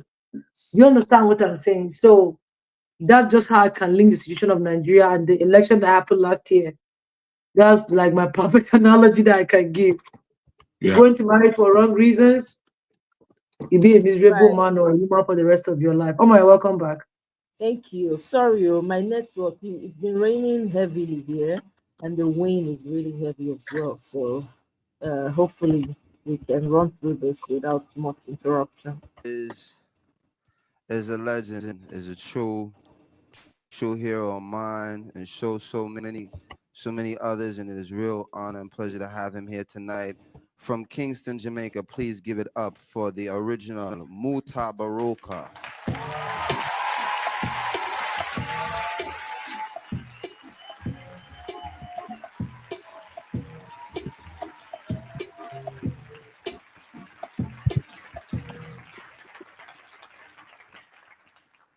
poem shall speak of the wretched sea that washed ships to these shores, of mothers crying for their young swallowed up by the sea. This poem shall say nothing new. This poem shall speak of time, time unlimited, time undefined. This poem shall call names, names like Lumumba, Kenyatta, Nkrumah, Hannibal, Akhenaton, Malcolm, Garvey, Haile Selassie. This poem is vexed about apartheid, racism, fascism, the Ku Klux Klan, riots in Brixton, Atlanta, Jim Jones. This poem is revolting against first world, second world, third world, division, man-made decision. This poem is like all the rest. This poem will not be amongst great literary works, will not be recited by poetry enthusiasts. It will not be quoted by politicians nor men of religion. This poem is knives, guns, bombs, blazing for freedom. Yes, this poem is a drum, Ashanti, Mama, Igbo, Yoruba, Nyabingi warriors, Yohuru, Namibia, Yohuru Soweto, Yohuru Africa. This poem will not change things. This poem needs to be changed. This poem is a rebirth of a people, a rising, awakening, understanding. This poem his speaking, have spoken. This poem shall continue even when poets have stopped writing. This poem shall survive you, me. It shall linger in history, in your mind, in time, forever. This poem is time, only time will tell. This poem is still not written. This poem has no poet. This poem is just a part of the story. His story, her story, her story. The story is still untold. This poem is now ringing, talking, irritating, making you want to stop it. But this poem will not stop. This poem is long, cannot be short. This poem cannot be tamed, cannot be blamed. The story is still not told about this poem. This poem is old, new. This poem was copied from the Bible, your prayer book, Playboy magazines, the New York Times, Reader's Digest, the CIA files, the KGB files. This poem is no secret. This poem shall be called boring, stupid, senseless. This poem is watching you trying to make sense from this poem. This poem is fucking up your brains, making you want to stop listening to this poem. But you shall not stop listening to this poem. You need to know what will be said next in this poem. This poem shall disappoint you because this poem is to be continued in your mind, in your mind, in your mind. 5 words you pronounce wrong. 2 years. Shorty ball. That was very good. There's one more coming. I beg, make you do the last one. It's not long at all. I know you'd enjoy that, Ferreira. Give me this. Give me that. Give me back me everything you got. Give me philosophy you carry to Greece. Thief, Homer, and Socrates. Give me historical masterpiece. Give me back my name. Give me back my calendar. Give me books of tea from Alexandria. Give me queen like Cleopatra. Me no want to hear about Queen Victoria. Give me language I know so well. You mix up English, confusing no hell. Give me back my maths, you Pythagoras. Give me symbols you take from us. Give me this. Give me that. Give me back me everything you got. Give me diamond, give me gold. Give me back me rock and roll. Give me uranium, give me coal. Give me reggae, give me blues. Give me music that you confuse. No spiritual concept originated there. So who I praise? You shouldn't care. You say steal not, you thief me land, sex not, you rape my mother, keep the Sabbath. We work 7 days a week. You build a nation from the sweat of my back. Now you want to come give me crack. Give me my herbs, make me make some tea. Give me back all my fruit tree. Give me the remedy that make blind see. Give me everything that you take from me. Give me this, give me that. Give me back me everything you got. Give me a space I can run my own life. Respect is due. The time is now. No more turn cheek. This time we now bow.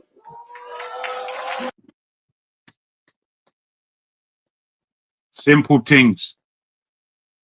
That for me is inspiration. That for me is talking about our present condition in that country called Nigeria. We have to take it back. We have to take it back. Give me this, give me that. Because bloody Nigerians messing up the whole thing. I felt that I needed to allow us to hear that. Mutabaruka is somebody I've known from very young. He's a serious poet. And those two poems, they smack of recognition to all of us. We know exactly what he's talking about, and we can bring that into our own paradigm. I don't know what the rest of you thought about it.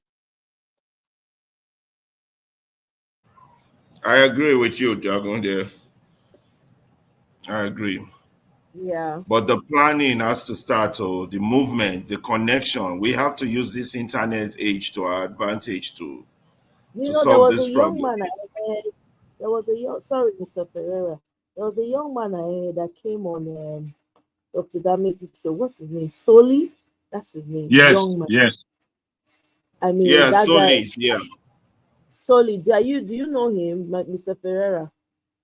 Yes, I You know, think he used to. I have seen him a long time ago on one of the platforms. Yeah, I think he. I don't know whether he used to support the Agbadorians before he has a change of heart.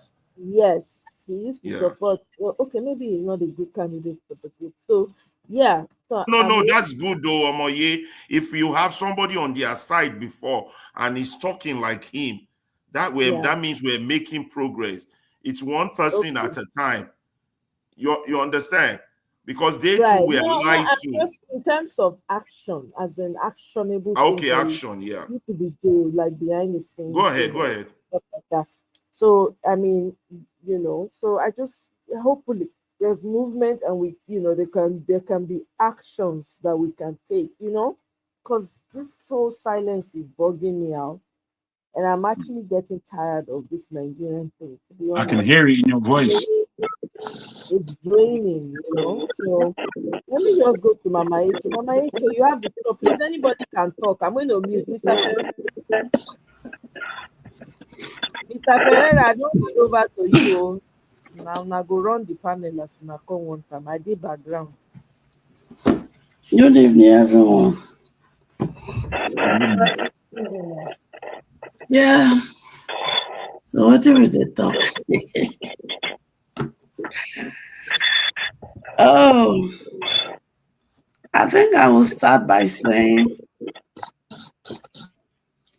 we are at the point of not going back on the struggle. I'm not of the school of thought that I want to sing Nigeria is finished, Nigeria is finished. We know we have issue. And I think one of us has just said it. There is no problem that does not have solution. None. At least you have to, first of all, look at your individual life. You are where you are today because you refuse to give up on a problem that confronted you at one point in time that you think there's not going to be a way out. But because you persisted, you were able to waggle your way through, and here you are today. The rest is history. And that same thing is applicable to our nation, our country. The only pain I have is that some of us who are here in the Western world that are supposed to be the energy and the voice and the catalyst of change, because we have arrived over here, we just have this nonchalant attitude, if that's what I would call it, or the mentality of, after all, when I traveled to Nigeria, they worship me, Chairman, Odogu, or after all, my children are being given birth here in the Western also, it doesn't matter. That's what saddens me most. But one thing I want to point to such people is this. By the time you get old, when you can't do anything anymore,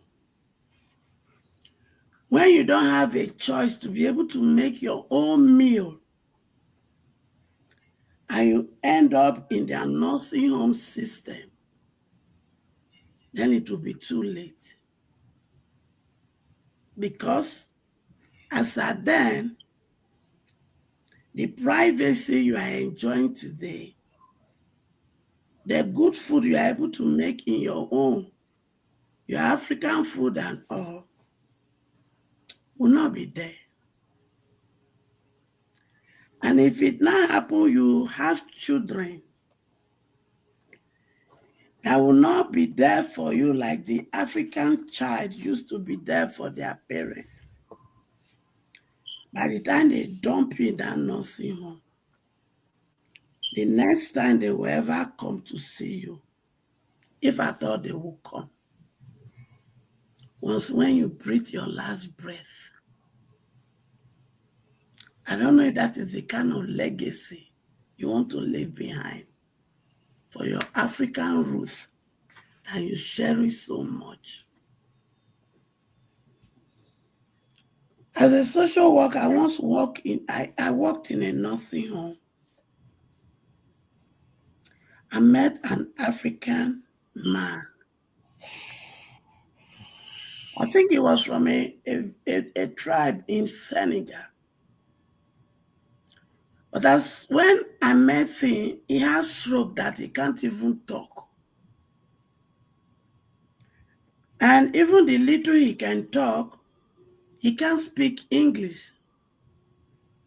And whenever he sees me, because I have his skin color, he's so excited, he will try to want to communicate to me, but I don't hear the language.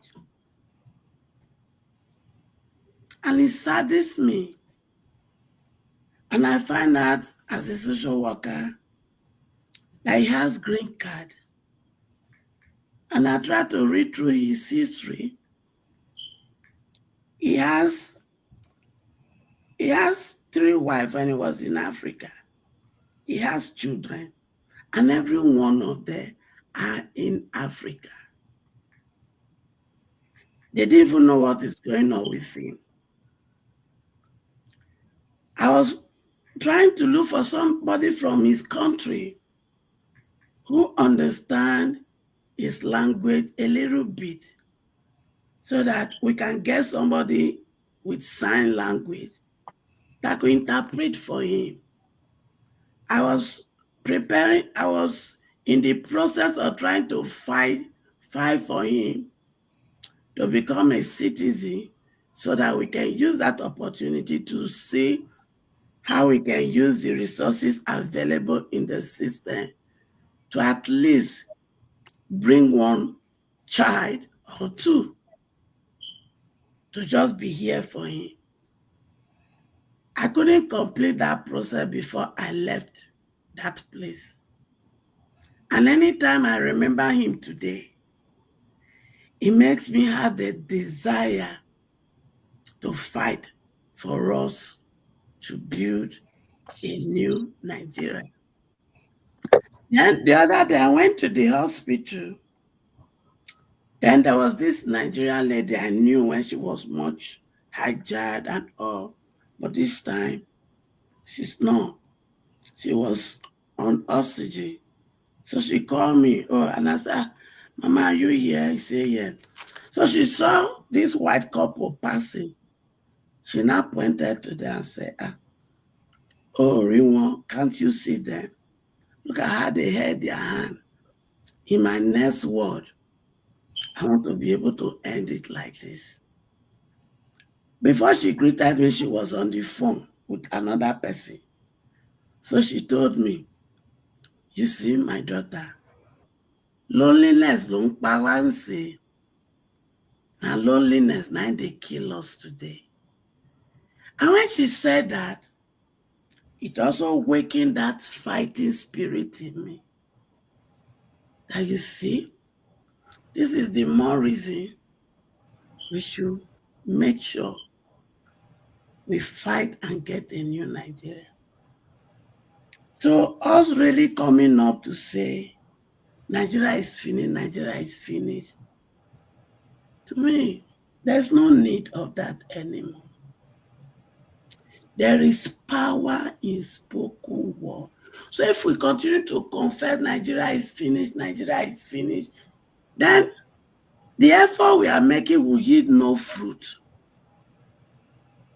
We have problem, yes. There is solution if we are willing. Because when there's no solution you cannot solve when the willpower is there. And it is time for us to begin to build in each other the willpower. I take time to go into this old age story, which are real, for us to understand. Then we have younger generation that when we are beginning to see Nigeria is finished, we are not even giving them their voice, their way for them to want to fight. Instead of singing Nigeria is finished, Nigeria is this, let us begin to confess the good things we know about our country. That if all things be equal, we want to be there to enjoy those good things now. You agree with me that if there is anything I am missing right now, it's Christmas. The way it's celebrated at home is not the way it's celebrated here. The community. I'm a product of a child who was raised by community. And anytime I look back, it breaks my heart that we are no longer in that era where community raised a child. And yet that is the beauty, that is the product of majority of us on this panel today. Nigeria is redeemable, but we have to change our mindset. We have to change, we have to begin to discuss solution, and we have to become part of solution.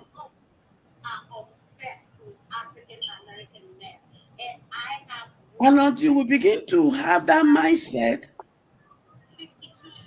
we are going nowhere. Oh, he has captured the judiciary, he has captured this, he has captured that, he has captured that. Therefore, come 2027, we cannot do this, we cannot do this. It is a one-over, really?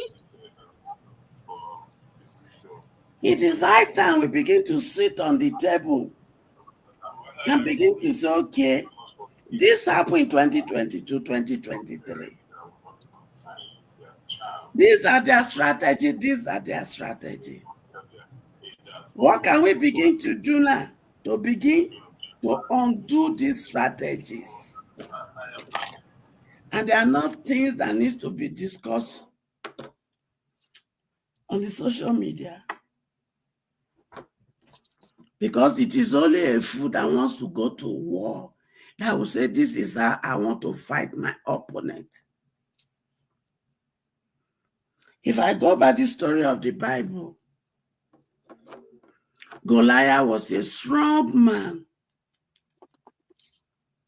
whose height alone is enough to intimidate, just like Jagaban, whose strategies alone is enabled to intimidate, just like Jagaban. But my Bible makes me to understand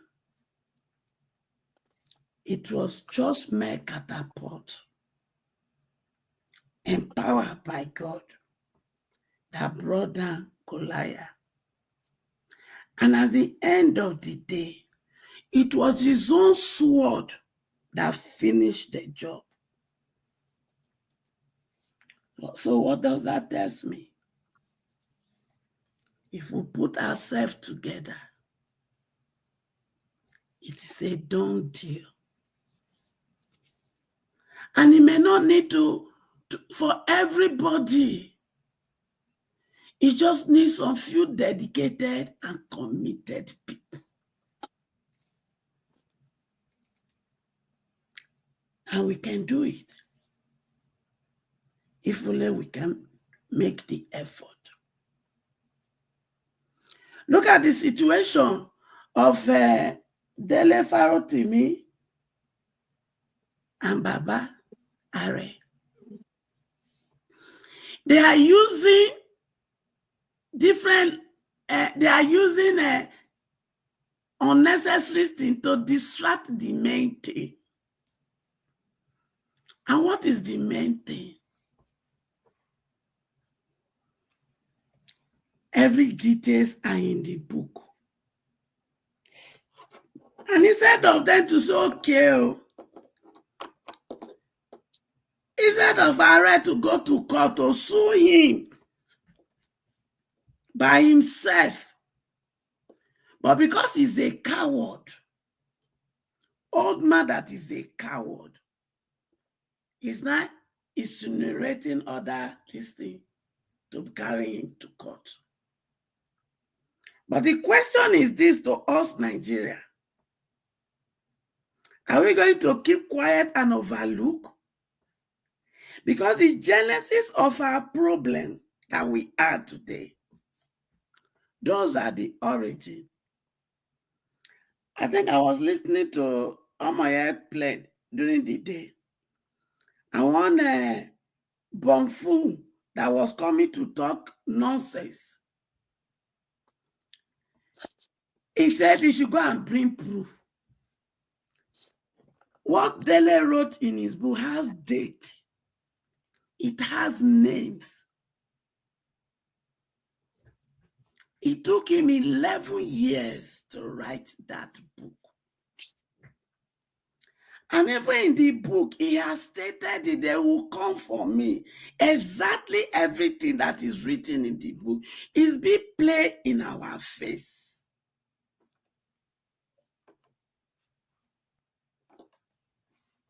And they are doing everything possible to sweep it under the carpet. Idemode was right, the whole system, including us. That is why when I talk about Nigeria's situation, I use the word us, because whether actively or inactively, we are contributed. Whether directly or indirectly, we are contributed. Because inaction is part of the contribution.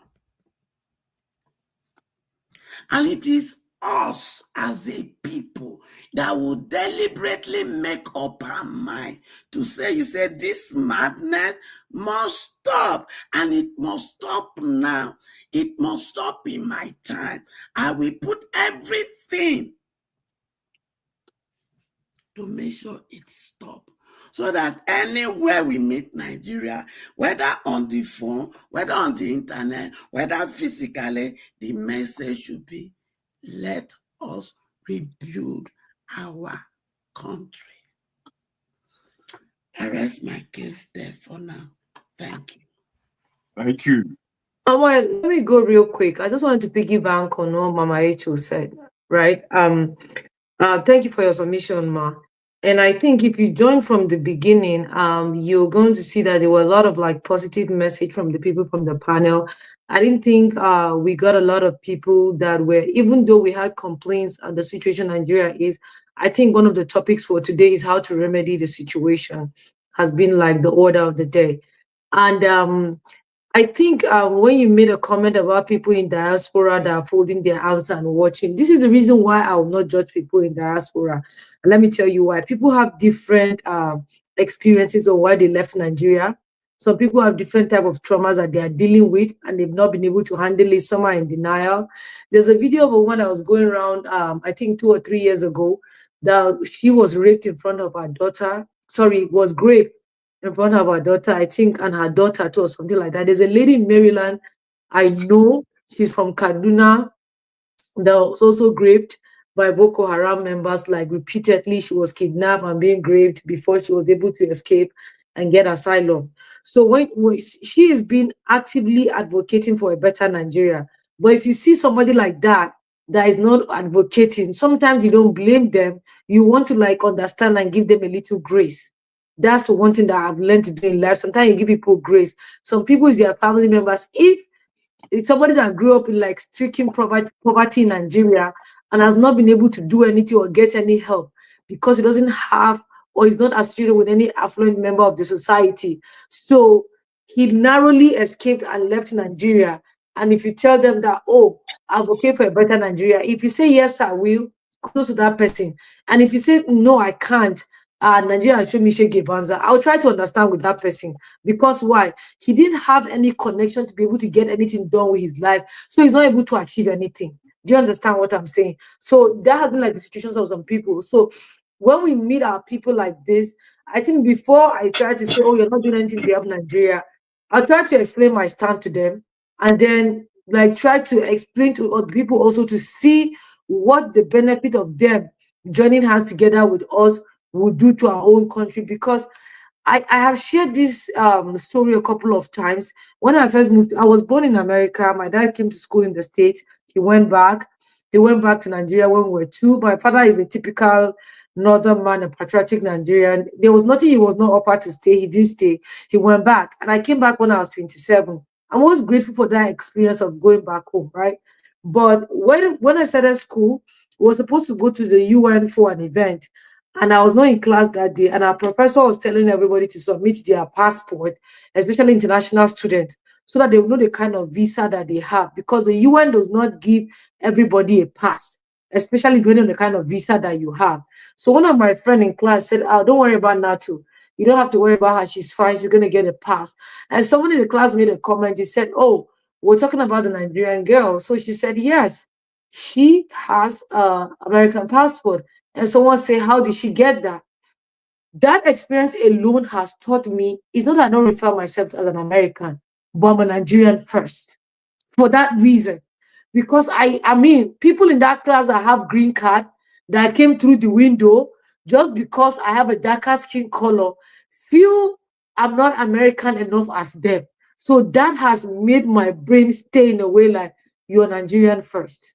Do you understand what I'm saying? Other people might not have the same experience. I met a girl in the same school that is from Edo State, from a very rich family. Like, she doesn't even want to be associated with Nigerians. It's as bad as that. So people have different experiences. So if I see any Nigerian in America or in abroad that is not being patriotic, even Kemi Badenoch or whoever I call her, I'm not even upset with her, honestly speaking. My only obsession with her is that take Nigeria out of your mouth and focus on what you want to do for your own country and what you're campaigning for. Don't focus on that one and leave us alone. Let's manage ourselves like that. If you think I have jalopy, stop talking about my jalopy and focus on your Mercedes Benz. Leave me and my jalopy alone. Let me see how this jalopy can take me from point A to point B. So for me, that's going to be my own perspective, because a lot of people have horrible experience about Nigeria, why they left. I know someone that left. My mom's first child, she had her child, premature baby. The nurse, my mom told the baby, I'm in labor. She said, you're not in labor. She had the baby inside the blanket. She called the nurse. Window was open. Nurse opened the blanket. And she left the blanket open before she went to bring the soft to take the baby. Before she come, the baby was gone. This was like 45 years or 46 years ago. My mom is still traumatized by that situation till today.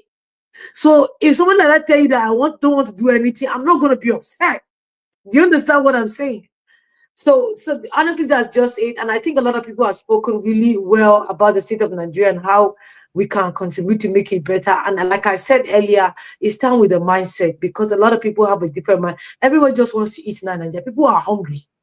People are hungry. Imagine somebody gave up paper to go and do mammogram a whole year. You have a mammogram paper in your back, and they ask Mama, why didn't you go? She said, I see food job. No person which of they go do mammogram. So the mindset, we have to work on our people's mindset first, because if you come now, they'll tell you that you just want to come and deceive us and leave us. You're going to leave us with these people. My grandmother, there's a young girl that stays with her. Anytime the girl offends and want to call the girl, she says no, because she feels that we're going to go and leave her with the girl, and the girl might do something to her. Do you understand what I'm saying? So that's the idea that people have. So we have to start working on our people's mindset before. If you want to marry a woman, you have to work on the woman's brain for her to be able to believe you that you're living in a one bedroom, that one day you're going to build a mansion and you buy her a car. You have to work on her brain for her to believe that. You cannot just be making like mouth anyhow and she follow you and marry you. No, you have to sell yourself. So that's just. Now, the truth is this. I wasn't talking based on the panelists. Then two, I don't think nobody that Nigeria has not happened to one way or the other. If I think of what Nigeria negative has done and impacted in my life, I won't speak the way I speak, and I won't fight the way I fight. But the question I said to myself is this. If you won't do it for yourself, do it for the younger generation. That is why those who know me on the space will always know that I use the word my children to address the younger generation. So that one does not come and parade how Nigeria has happened to her does not mean I have not swallowed the bitter pill of Nigeria happening to me. But I'm not put that as a focus. The focus that is before me is to see a new Nigeria left behind for the younger generation. A new Nigeria. Okay, thank you. Prepare a place for the elder generation. Because if you prepare a better Nigeria, plenty nursing home will spring forth at home. Yeah. That the older generation can go back home and relax and pass away peacefully in their homeland. Thank you. Thank you very much. Mama Echo. I think what Natu is just trying to say is that different people respond to things differently. So that's you are where you are. You are there because your mind, you have decided that you want to fight. But a lot of people have not gotten there. That's the reality, right? So that's the reality. Just real quick, right? Like in my family, we've had on my mother's side, we have 7 people that died from breast cancer. I am the only person, like in my mother's side, we have like my grandmother has 12 kids.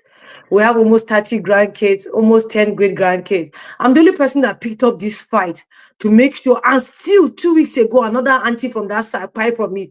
Even as I'm doing this work, do you know less than 5 family members have reached out to say, how can I help you? In the same family that this thing has happened to. Do you understand? My dad was in a coma for 1 week to go and do brain scan. They say that there's no light. I say I will pay to buy diesel so that they will scan this man. Or they should send us anywhere. I will pay for ambulance to take him 1 week. They were doing us win one till the man quiet. Okay.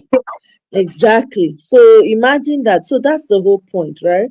So My you sister were looking at me with bombastic side eye, like now you won't fight too after the exactly. If I can, just real quick, with all these personal issues that we all have, I don't even want to start my story. It's just hazardous in terms of family. And I too am the only one in the family, and I have a big family who has this type of consciousness. And as I said, I'm tired. Having said that, we have to really understand what we're fighting against. We really have to. I know we have a deep understanding, but we've got hard work to do. This thing is not going to be easy at all. Right now in Nigeria, there are French troops in Maiduguri, and that means that our fight has become more complicated if this is really established. You know that we have to take out the present government. We have to bring down the system, and we have to start again. Now, within those three things, the navigation is not simple. So I really put everything on the table in everybody's mind on this platform, especially those who wish to fight the good fight. This thing is not going to be easy. What we understand is that we live in a world where the West is in a panic. The West is desperate, and they are making their moves.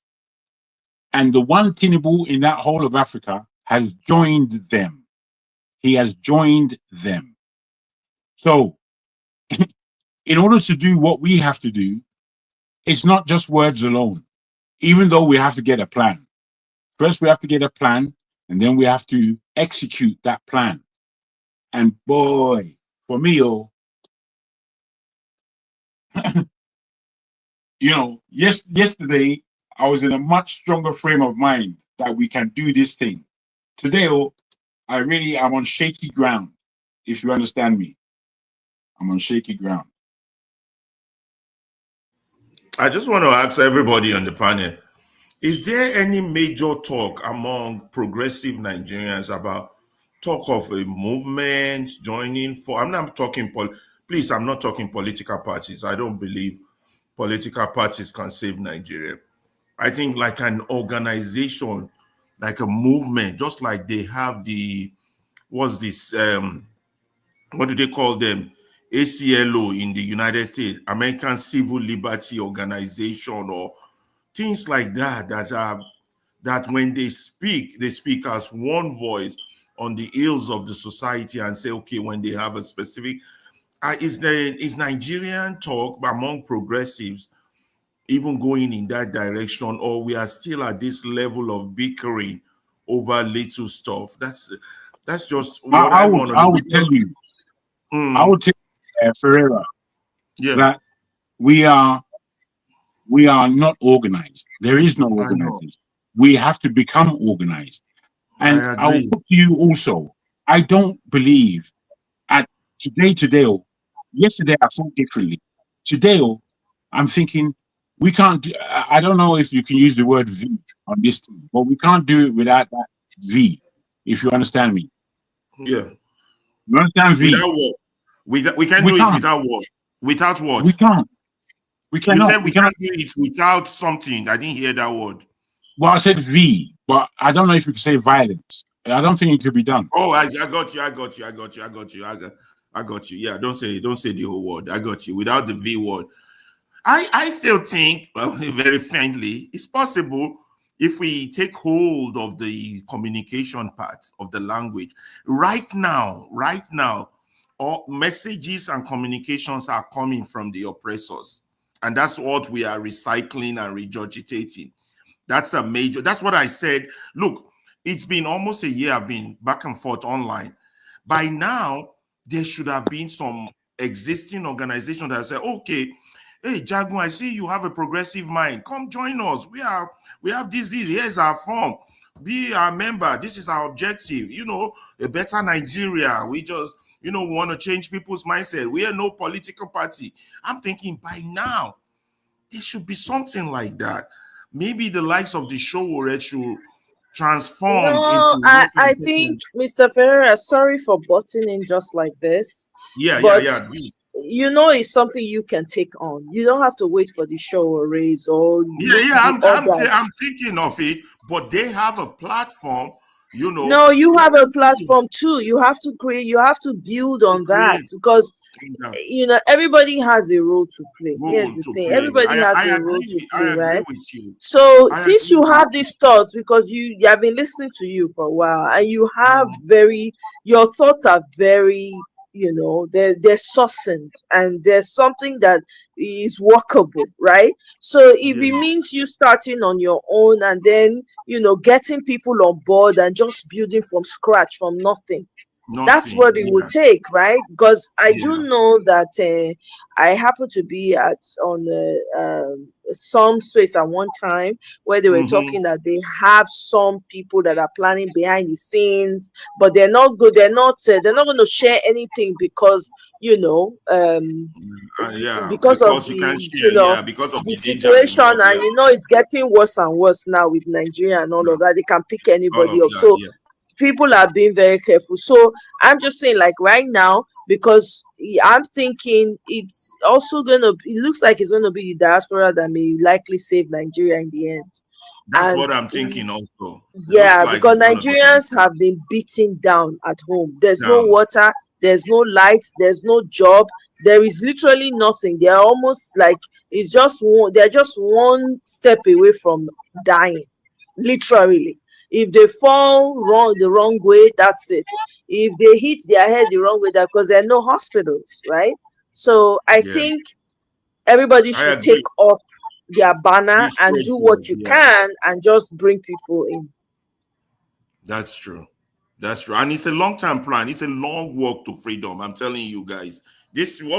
Whatever comes up now, it's gonna be quick. It's not gonna be like 5 years, 10 years. We're looking at like a 10-year, 15-year project or something. It's a long walk. But you don't know. But you don't know that though, because you know why? Yeah, well, we don't know. You're right. When you start to because when you start to like move in the way that if you say, okay, well, let's start doing something, and maybe you do your own thing. Everybody's doing their own small parts.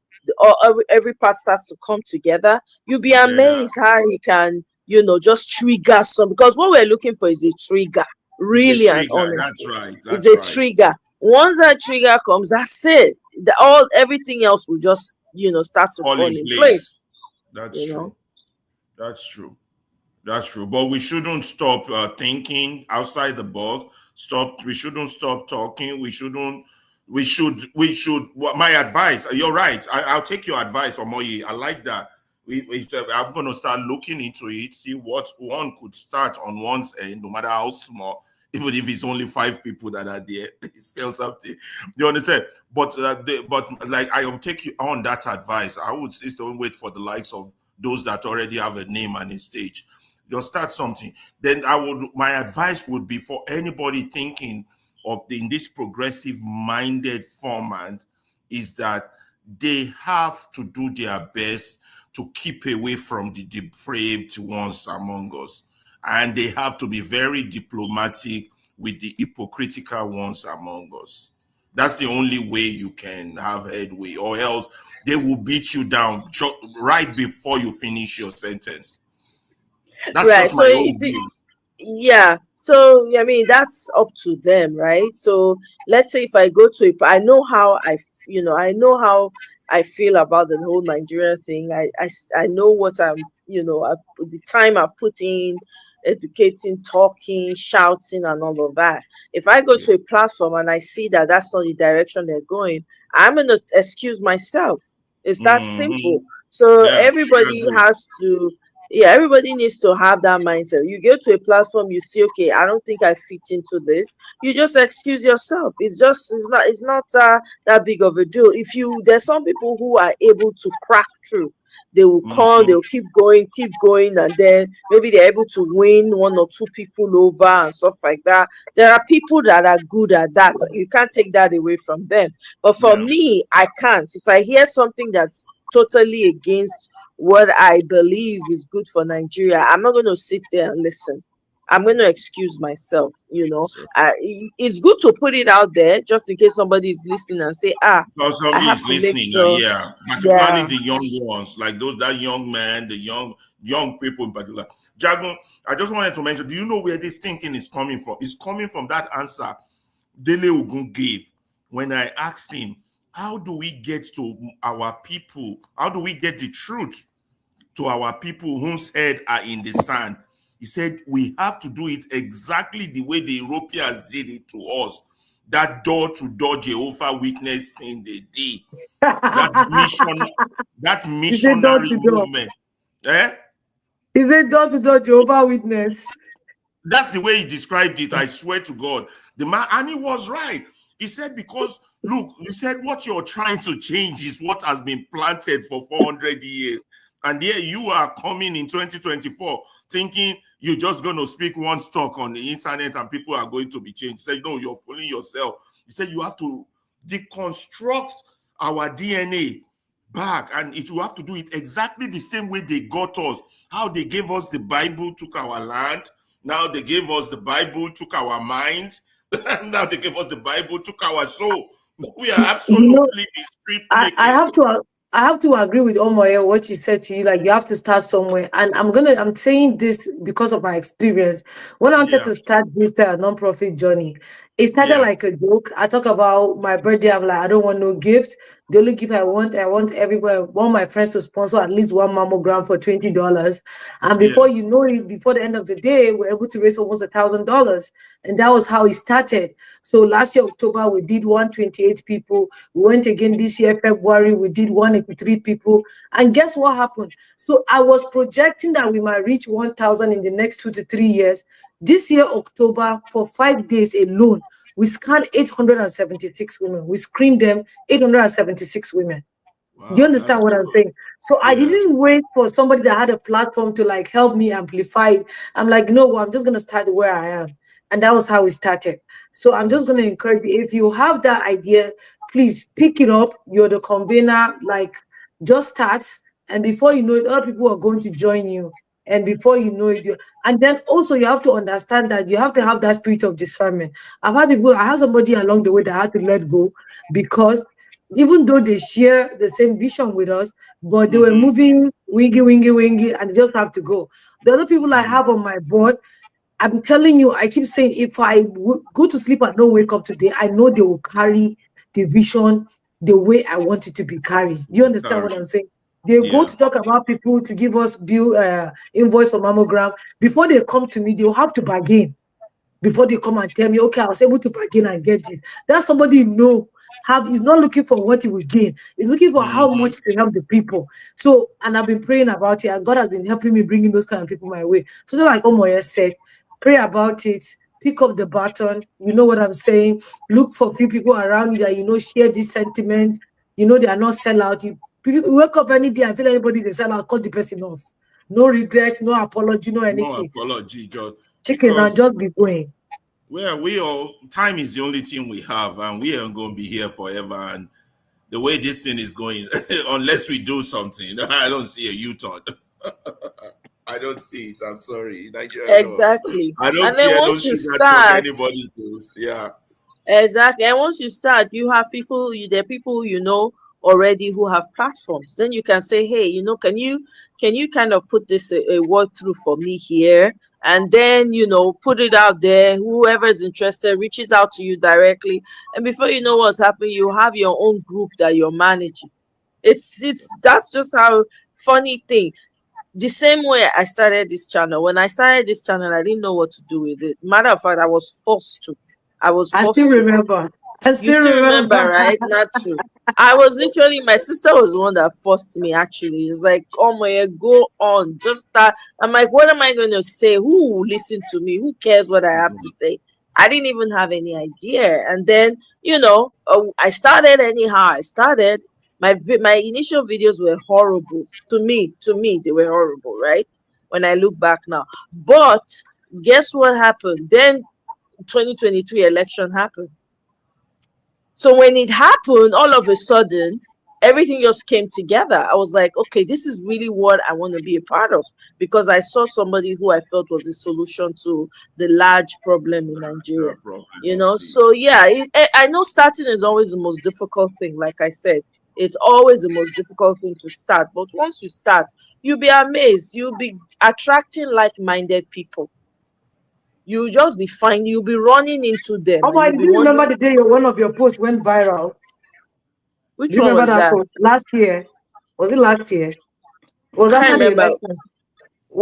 After the elections, it got, I think at the time I knew it was.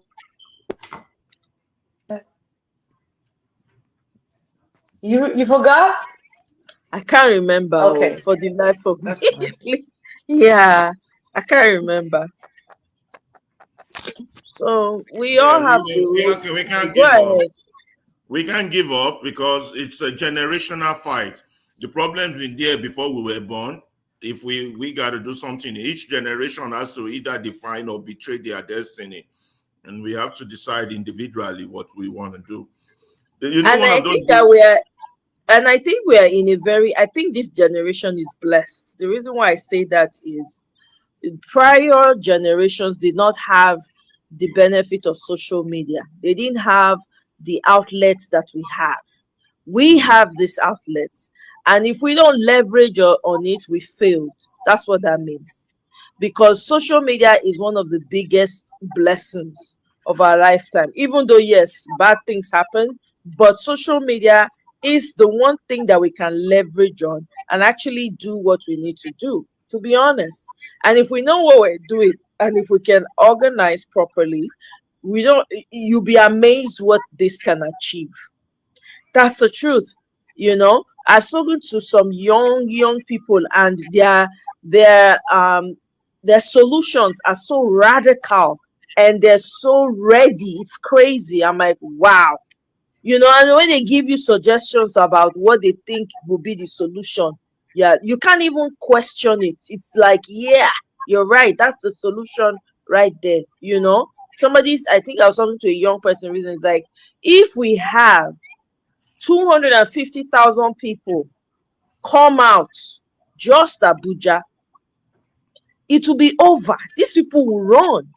But the problem is who is ready to do it. That's the problem. Remember when they were saying, oh, they're going to protest, they were already running out of the country. They were flying out. They were flying out because they did not know what to expect, you know. So I don't know. I just think that the diaspora needs to wake up as well, as much as can wake up. And we need to start, you know, educating the people on the ground as much as we can, you know, and take it from there, you know. So I don't know. It's I don't know. I guess the reason why I'm saying I'm tired is because, yeah, I'm tired. I've been doing back-to-back lives with Dele Farotimi and all of that.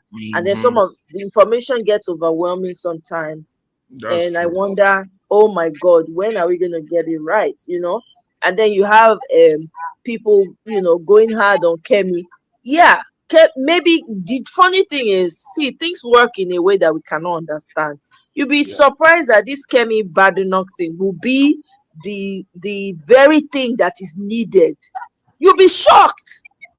It's weird the way things are playing out. You'll be shocked that it will be Kemi, her words, her utterances, her observations, her story of what she's sharing is what's going to trigger some type of change. I could be wrong, but I believe in, you know, being open-minded about these things. You'll be surprised.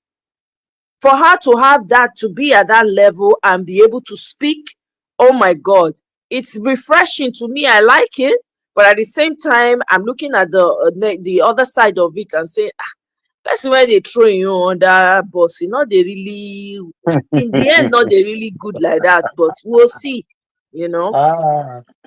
It's not easy. This thing is not easy. My God. My goodness. But I will say this, you know, especially with the mood I began with. We should all take a deep breath. Sorry, Jagan, before you continue, can I just say good night to everybody? Okay. I've got to go. Yeah, go. Okay, Tone. You No worries, Tone. okay? I know that time difference, yeah. Tone, thank you very much. No, we didn't even allow you to talk. Next time you have to listen. You have to push people and talk. Oh, you know your people now, they like to talk. That's fine. Yeah, spoken. The bit I've spoken is fine. So hopefully, the next time those things that we spoke about, we'll be talking about it on the WhatsApp thingy, and I'm still working on them. Okay. Okay. Thank you. Yeah, absolutely. Good night, Ron. Good night, Tone. Yeah. Jagun, go ahead, Mr. Ferreira. Yeah, it's Jagun that wants to. Before you say what you want, I was just wondering, what was it that got you to that frustration state that you expressed earlier? And then you can go ahead and say what you wanted to say. It was that lawyer. It was that lawyer. It was that lawyer that Omoye showed. I think it was yesterday. The one that was calling Babalola an institution. Yes, him. I was shocked at that statement. I was depressed. Because he was how there. can a lawyer call an individual an institution? No, the way he was praising him was far too. He already organized the case. He said that the guy is guilty now without actually saying it. And for me, it struck a chord in my mind that told me that Farotimi has no backing in that space. He has no backing. He's on his own. Omoye, hold on. Omoye, wait. Wait, but Jagu, this is important because 2-3 days ago, Omoye, didn't I tell you the weekend when I had a conversation with some of my ex-colleagues? What did I tell you? Yeah. That the was in the midst of enemies. Did you yes. remember? I remember. I'm connecting it to what Jagu is saying now. Yeah. He's and that on his own, it made me feel extremely lonely because I felt as though if people who really believe in this Nigeria thing went to Nigeria to back him, there won't be more than a handful, 5-6 people. It won't be like hordes like one would expect. And for me, it's like this hill is massive and we've got a big boulder that we're pushing up and we're doing it as an individual. My God, it's extremely, I wanted to just say for my closing statement, we're all tired. It's been a long year. It's been an up and down year. As I was coming towards the end of the year, I was seeing light. I was really seeing light in many things that I'm doing personally. And I tied it in to what's going on in Nigeria. And I was thinking that, you know what? There's a route. There's a route here, similar to what Omoye is saying about Badenoch. And after seeing that lawyer, and then looking at being on the show, or on the other show today, and just looking at everyone talking rubbish, it's too annoying to the point that I feel alone. I feel very alone. And with that, I'm not a lonely person. I can be by myself for the whole year. I don't need to talk to anyone. I'm so happy within myself that I'm cool. But once I enter into the mire called Nigeria, my coolness is gone. And it's either I'm fighting viciously or I have to say I don't care. I don't care. Just to get my own peace back, my own peace of mind. Just as Omoyo said now, Nigeria, we can't even think about them really because they've been pummeled to the point of zombieism. I spoke to my cousin 2 days ago and we haven't spoken for a long time. So we caught up on a few things, but he didn't mention anything political, nothing, as though nothing is going on, you know? And I feel ashamed at these levels. How can you not speak me? Or if I'm in Nigeria suffering like that, I'm talking to everybody. Or I've become part of them that can't care no more. So this work we've got to do, it's not going to be an easy ride, is all I'm saying. And I feel that we should rest ourselves. Omoye, you promised us that I was quite surprised to see that you had a little clip earlier. And then I was surprised to see you on the show there. You showed some energy there, but in your voice, I'm hearing jadedness. And I would ask us all to sleep well this weekend, to recover ourselves. I'm just tired. And yes, the information about, when I heard about the military base in Maiduguri, that kind of knocked me out, to be honest. I was like, oh my, this is what we don't want, and I kept saying to myself, where are the northern leaders who said they will resist it? Where's the resistance now? So that part, because you were looking at Maiduguri, but this thing spread. Before you know what's happening, they're spreading their bases all over the place. And France has been rejected by all African countries. Everywhere. Now it's coming to take the bigger piece of the African, so it just kind of knocked me down. I was like, oh my God, So yeah, I do need to rest, that's for sure. I'm going because the feeling I have in my spirit today, I didn't like it at all. It's not me to feel so inflated. I was deflated. You know, it's a tragedy. Every day is another level of tragedy. So I'm going to rest myself. It's 2 o'clock here in the UK. Yeah. I'm gonna have a deep sleep, man, and wake up tomorrow with a fresh outlook, and see where we are. Yeah, before you go to sleep, Jagun, let me read my own final submission. Now, you've heard it before, but don't let this happen to you, Sha. When Nigeria happens to you, Nigeria does something to you, it transforms you, it damages something vital in you, it destroys something essential, it transforms something good to bad. It kills the living conscience in you. It eviscerates your soul. It conquers the joy and the life of the living. And it literally kills the humanity in a man, turning him or her onto the army of the dead, a zombie. It kills a man and turns him into a night walker. And the man in him, once living, is now dead and is now a risen soldier that fight for the night king. This is what happens when Nigeria happens to you. This political dispensation and the APC, PDP, LP, etc. are raising the army of the dead daily for the night king to fight and destroy the living and wipe out mankind in Nigeria. Please don't let Nigeria happen to you. I hear you, my brother. Thank you for that again. Thank you. You should look to publish that one. Oh, that one needs publishing. Yeah. Me don't tire. I don't go eat meat pie and drink my Guinness. Okay, I beg you need them. You need them more. Anytime. But it's good to be in good company. At least I'm not having a headache or stressed out, blood pressure high, arguing with fools. That's my. I'll see you guys later. Thank you, guys. I'll see you later as well. Take care. You. All right, then, Mr. Let me give my Jagun. Thank submission you. real quick. Thank you, the panel. Yes. Listen to the submission before I go. Yeah. Mama Echo, God bless you.